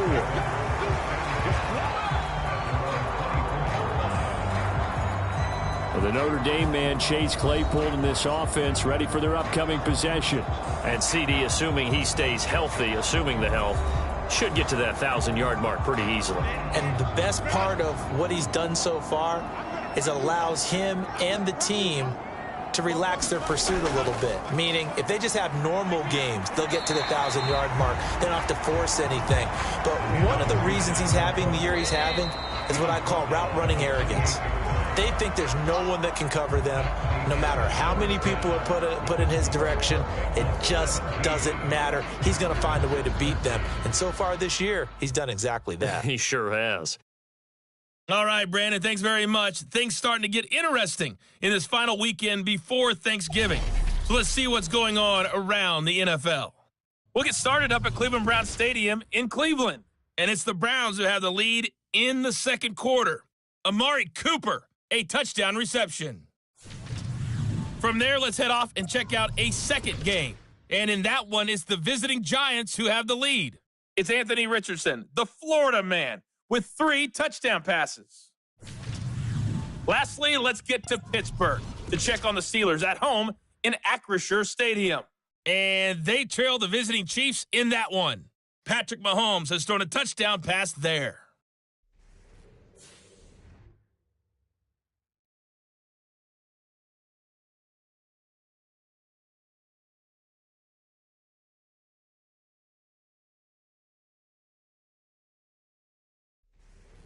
Okay, Coach, thanks as always. This one's still anyone's game as we welcome you back for quarter number 3.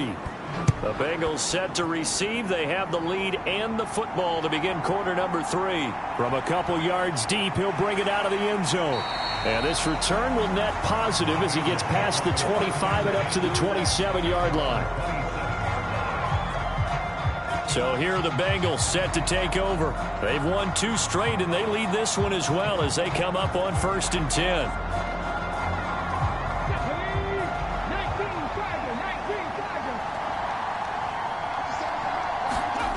They'll come out throwing here to start the drive. Caught on the right side by Adams. And down he goes, but he takes it up to the 40. It's a first down, his 4th catch of the game after having 3 in the first half.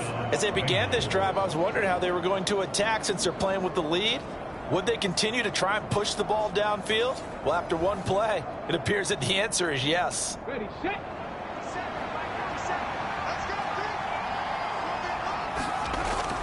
Now a first down carry. It's Williams. And they'll get to him after a gain of 7 to the 47. Ball on the 47-yard line. Here's 2nd and 3.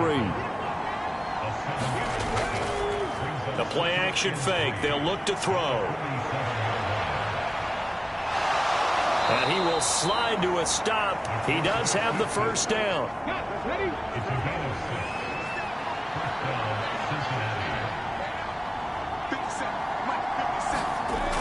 He'll look to throw. And connects quickly to Jamar Chase. And that's good for a pickup of 10 yards. And they'll be left with a second and about a foot.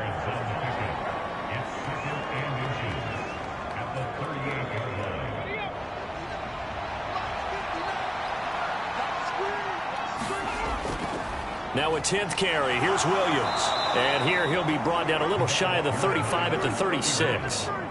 So from the 36 now, 1st and 10.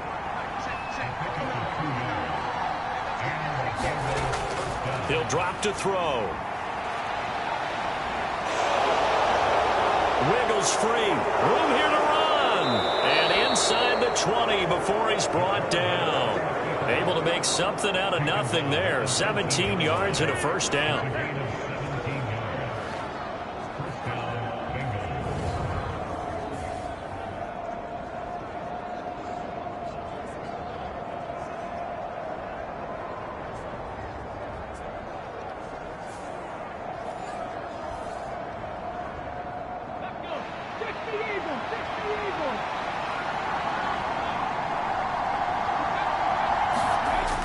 They'll look to throw here. And that's complete to Adams. So the completion good for 6 yards. And that'll bring up 2nd down.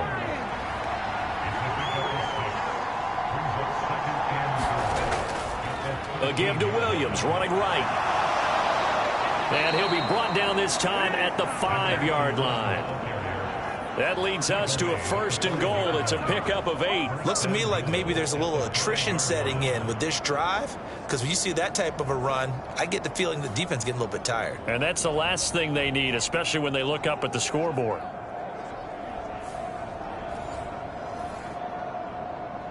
Let's go now. Pass the 60. Pass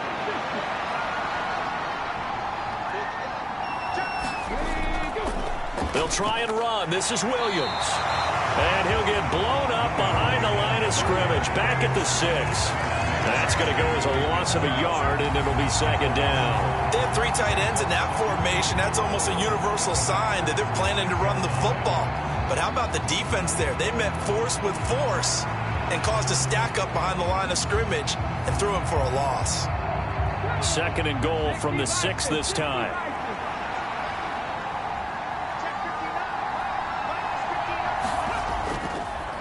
Off the play fake, he'll look to throw. And he'll take this into the end zone for a Bengal TD. A 6-yard touchdown run. And the Bengals take the opening kickoff of the 3rd quarter and drive right down the field to extend their lead. That seemed pretty ideal there for the offense, Charles. You take a little bit of time off the clock here in the 3rd quarter, decent length drive, and you pad your lead as well at the end of it. And what it does is let you feel like you're in control of this game, even more so than a 2-touchdown lead, right? Because you have taken that time off, as you noted, which means they couldn't get you off the field. You ran your playbook the way you wanted to, and you gave your defense some rest. What a big-time drive in that situation.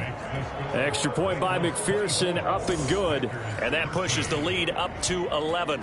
After the touchdown, McPherson on to kick this one away. This taken in at the goal line.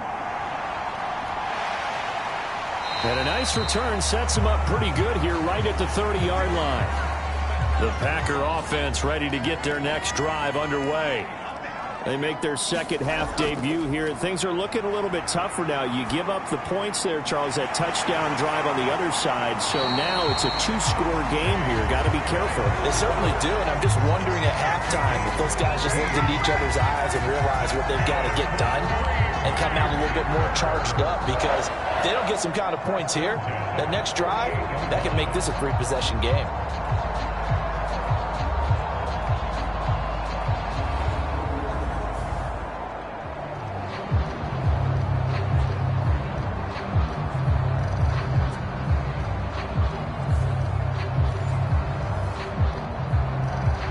So one play, and they're already just shy of midfield. A give to Cook out of the gun. And across midfield he goes and into Bengal territory. From just across the midfield stripe, here's a 2nd and 8. They'll fake the handoff. Now Herbert. Right side, Claypool's got it. And he's got another first down as the tackle's going to be made at the Bengals 35. Back to throw here, Herbert. He'll get that complete to Albert O. And inside the 20 before he's brought down.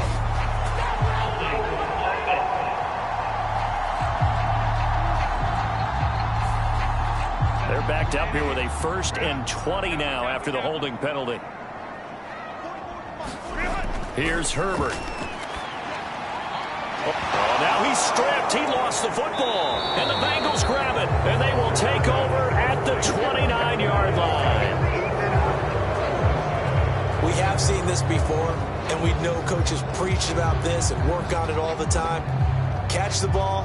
You know there's going to be some traffic somewhere. They've got to put it away and secure it as they try and get downfield. The Bengals set to take over. This drive here beginning probably with a pair of motivated groups. Remember, the offense scored a touchdown on their last time out, looking to repeat that in Charles's defense. They were very frustrated after giving up 6 the last time on the field. And frankly, it's just a battle of wills in a lot of ways. And that's caught inside the 30. A big play there for Cincinnati. 49 yards. When they've needed a play this year, he's certainly been the guy to deliver it. As this season has gone on, he's been awfully consistent and sometimes spectacular.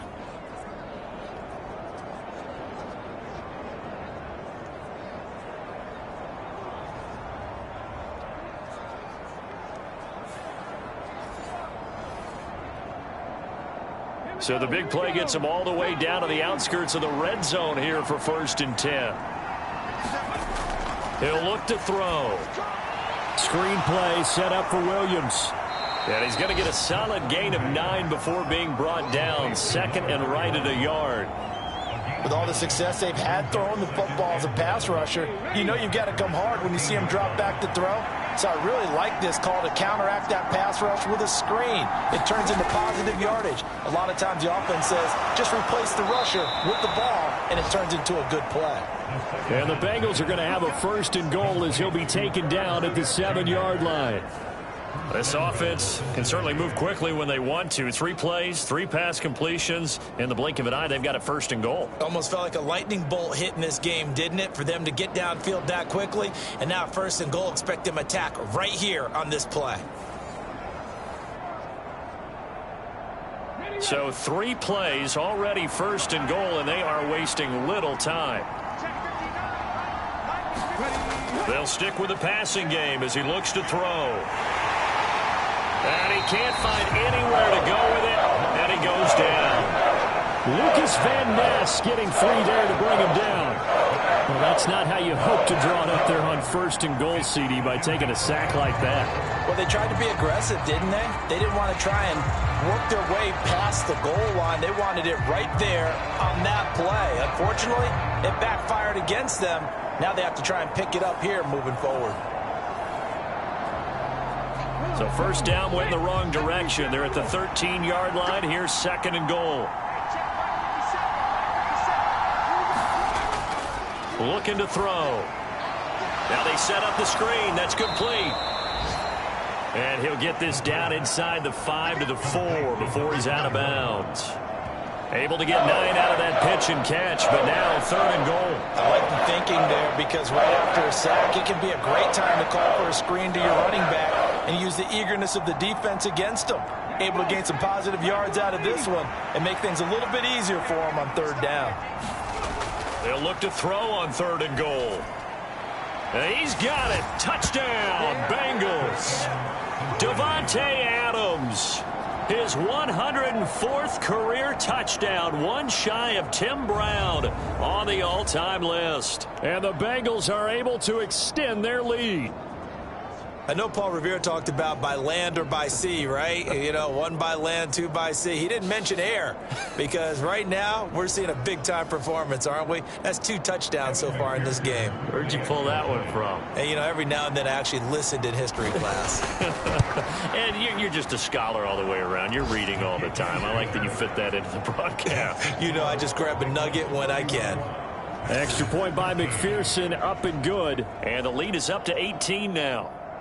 After the touchdown, McPherson on to kick this one away.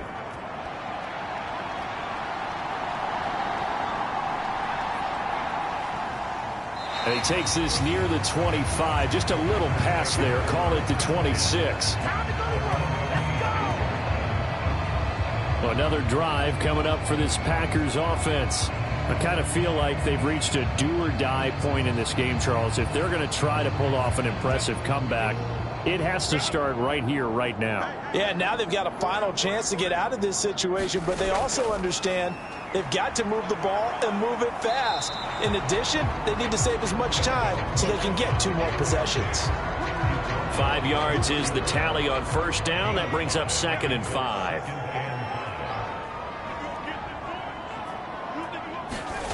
Herbert now. And that is incomplete. A lot of force bearing down on him there. He could not hang on. It's 3rd down.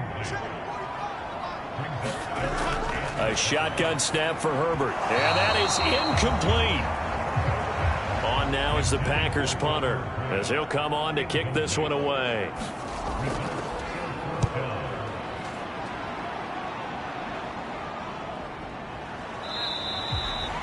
That'll be a 41-yard punt, just 1 yard on the return. And the Bengals take over 1st and 10. Cincinnati's offense coming back here onto the field. And now you've got the clock winding down here in the 3rd quarter. You're 3 scores to the good. What's your approach on this drive? Too early to fully commit to playing the clock game. Yet at the same time, you're also not going pell-mell like you would in 2-minute offense. This is what NFL offenses call 4-minute football. Take the clock out of the game a little bit, wind it down, but at the same time, keep advancing the ball down the field. And while we may be looking at the scoreboard, this offense certainly is not, because they're showing no signs of backing down, even with a 3-score lead here in the 3rd quarter. I think they keep taking their shots. They've seen blown leads happen throughout this league. They don't want to fall victim to it themselves. The big play to start him out has him at the 45 already. They'll hand it off now. Williams. And he stopped immediately there. Green Bay, Wisconsin is the spot. 3rd quarter inside Lambeau. Glad you're with us. 2nd and 10. Again, it's Williams. And he'll be taken down just shy of midfield after a gain of about 4. 3rd down and 6.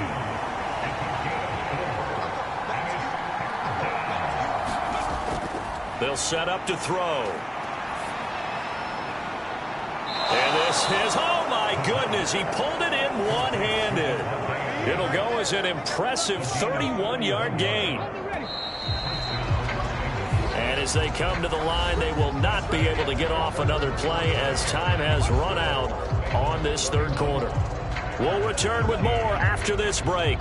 You're watching the NFL on EA Sports.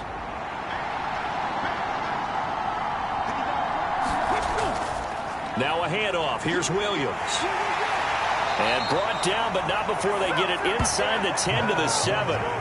That's over 40 yards of movement with those last 2 plays. Well, you know me, partner. I never tell them to back off of being aggressive. But sometimes you see the consequences when you're overly aggressive and you don't secure tackles. Guys break through. Trying to sell out to pry that football loose, and just as you said, cost some yardage. Yeah, you got to go get him. Stand him up first before you go for the ball. Don't just go for it initially.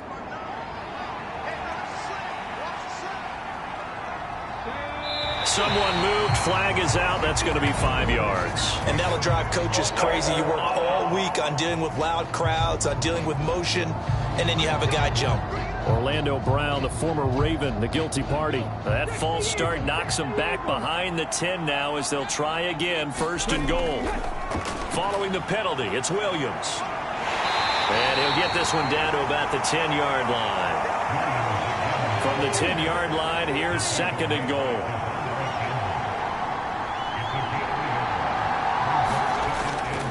Now a man who's been busy this afternoon, it's Williams. And here he'll get it down to the 7. This will be play number 8 on the drive. It's 3rd and goal. They'll look to throw. And he works his way past the line of scrimmage and then slides to a halt. The decision to tuck and run gets him 3, but that's not enough. Now it's 4th. Evan McPherson out for the Bengal field goal. From the right hash at a bit of a tight angle. McPherson's kick is good, and that will extend their lead even further.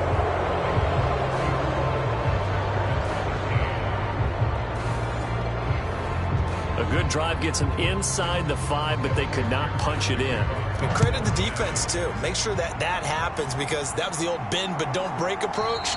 Made sure they contained them when they absolutely had to and forced the field goal attempt that went through. The Packers offense now, they get ready to head back on the field. Facing a big fourth quarter deficit here, things not looking good. You know, this offense, though, they've been in the top half of the NFL so far this season, but in this one, well, their defense has really struggled.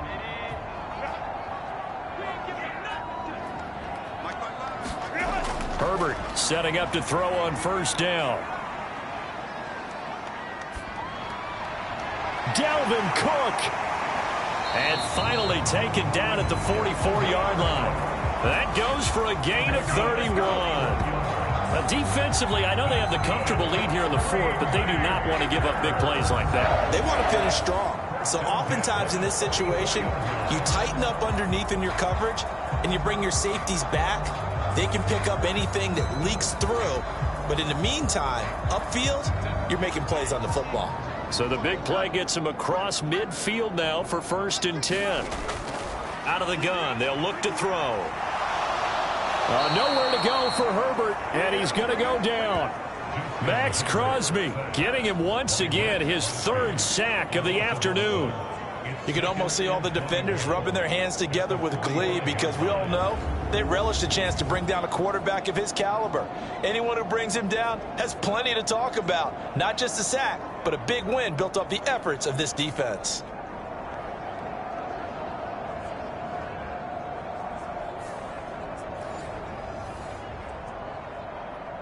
Well, they're in some hot water now. After that sack, it's 2nd and 21. Looking to throw. Herbert throwing quickly there, but it's incomplete. The Packers on 3rd down. They've converted a 3rd of their opportunities, 3 for 9. This will be 3rd and forever. A 50-50 ball here, and it's intercepted. And the Bengals are going to take possession here at their own 47-yard line. But here in the 4th quarter, defensively, you know that you're just going to blanket the field with defensive backs and say, okay, take your best shot. And that time, it's intercepted. And we've often seen teams go into the prevent early, way too early, and sometimes they get too soft in their coverages, but not in this case.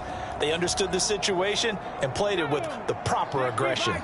A very good starting field position for the Bengals here as they come up 1st and 10 on their side of midfield at the 47. And this will be taken across midfield and into Green Bay territory. 79 yards rushing for him now to this point. Here now, 2nd and 4.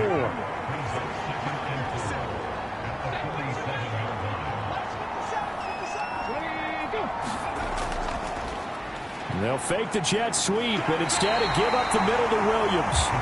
Trying to bounce it outside, but he's only able to get it back to the line of scrimmage.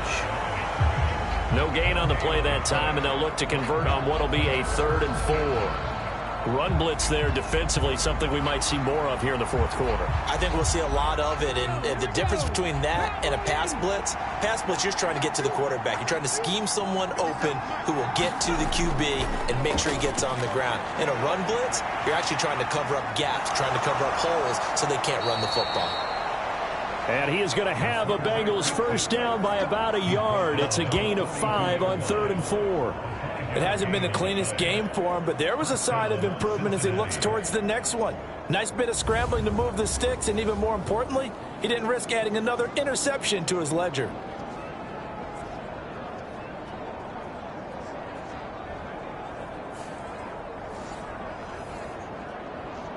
Come on. Hit. 70, look.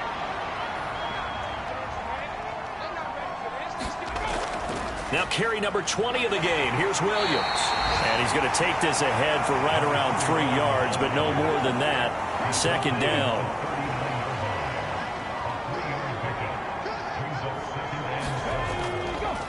They'll stay on the ground with Williams. And he's going to be met at the line of scrimmage and taken down. If they want a first, they need to get the football to the 32 here on 3rd down. Back to throw. Work in the middle of the field, and he's got a man complete. And he is going to have a Bengals first down as they're able to get the 3rd down conversion. And that's one of those where it feels like backyard football in a sense. You say, forget about the route. Just run to the open spot in the middle of the field, and I'll find you. Good throw, good concentration on the catch, and they pick up the first down. So 1st and 10 now from the 30. Now we give up the middle to Williams. And not a whole lot of room to operate there on the first down run. He gets maybe 3. They'll come up on a 2nd and 7 from the 27. Dillon up the middle. 9 yards to pick up there, and it's a first down. Starting to look like this drive, it may be the final nail in the coffin. Well, this is why you work out so hard, right? This is why you spend all that time in the offseason. This is why you have those OTAs and mini camps for these situations, these scenarios, to run someone into the ground and secure a victory. So from inside the 20, here's 1st and 10 at the 18.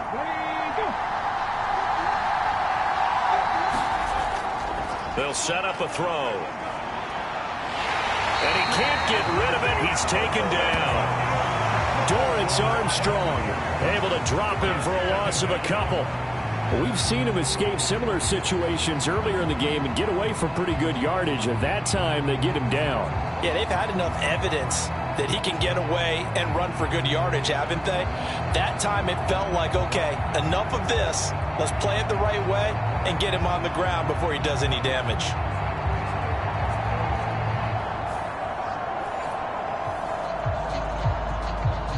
A small bit of adversity here on what's been a strong drive as they come up 2nd and 12.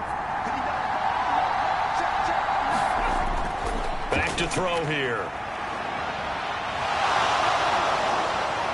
And he will slide to a stop. He does have the first down.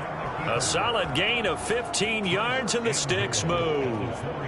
I like how he hung in there and went through his progressions, but eventually his internal clock went off and told him it was time to make a run for it, and he ends up sliding down with a solid gain.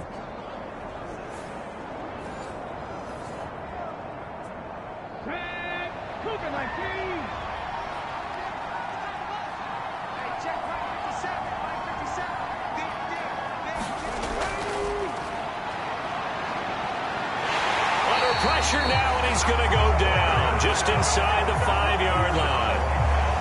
A CD, a little bit of feast or famine for him. He's had some success throwing the football, but also now he's been sacked 4 times. Yeah, you just mentioned the 4 sacks, but you're right. He has managed to hang in there and make plays at times.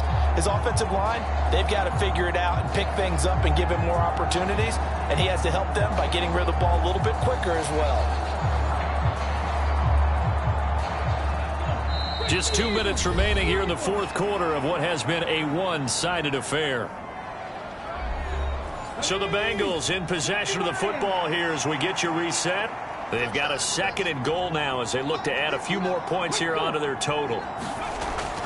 Williams will get about halfway there as he takes this from the 4 down to the 2.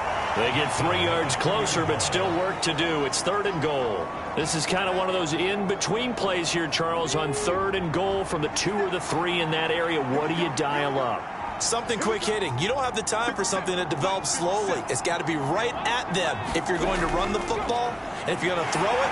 And he takes it into the end zone. Touchdown, Bengals. A great effort there. With now 15 rushing touchdowns on the year. And the Bengals have opened up a 4-touchdown lead here in the 4th. So the rushing touchdowns continue to stack up, CD. That now 15 for him on the year. And give him a ton of credit for staying healthy, being a smart runner, and it's showing just how important he's been to his team. He's got to be their MVP at this point in the season, and those votes may even turn into league MVP votes when it's all said and done. McPherson now for the extra point. And he's been a busy man, 5 for 5 now as he knocks another one through to extend the lead. So that drive spans 13 plays, and it's culminated by a 2-yard touchdown run. After the touchdown, McPherson on to kick this one away.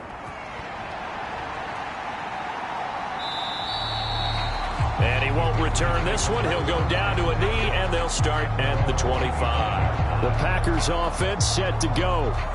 Well, I think that the folks here had hoped that maybe this home atmosphere would carry their guys to a surprise victory, but it does not appear that that's going to be the case. There's too much to handle on the other side in this one.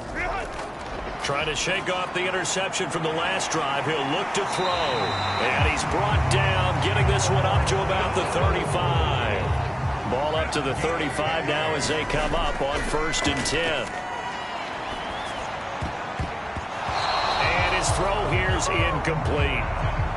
Now a 2nd and 10. Now Herbert with it, looking to pass. He's going to get this one down to Cook. And they bring him to the ground just shy of midfield.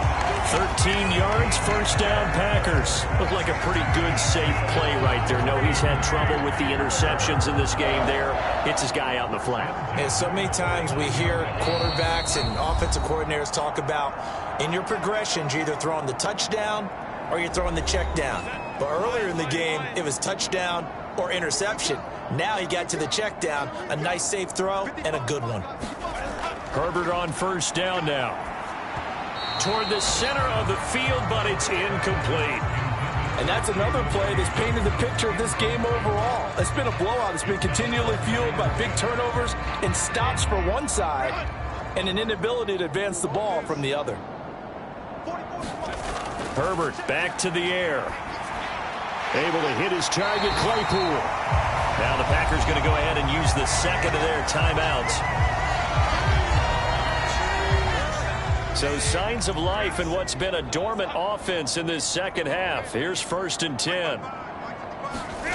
Justin Herbert looking to pass. That's complete. It's Okuwebunam. Now the Packers going to burn their 3rd and final timeout as they'll stop it with 17 seconds to go in the game. On 1st down, Justin Herbert.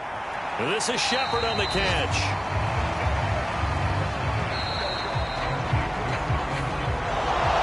This game, it was well in hand early, never really in doubt. Charles, you and I do so many games together. There's so much parity in the NFL, a lot of close battles. This was not one. Tip your cap to them for a really impressive effort. Yeah, and you know, as the game went on, I think the defense kind of got together and said, you see our guys on offense, they're just putting up point after point. We need to leave our mark somehow, too, and they did it, pitching a second-half shutout. So for Cincinnati, they keep pace in the playoff race as they move to 8-3 on the year. And they will head back home next week. Meanwhile, for the Packers, their woes continue as the record falls now to 1-10. And they'll get a chance to redeem themselves at home next week. So for Charles Davis and our entire crew, I'm Brandon Gaudin. Next game, guess what? Charles and I will be here again. It's the NFL on EA Sports.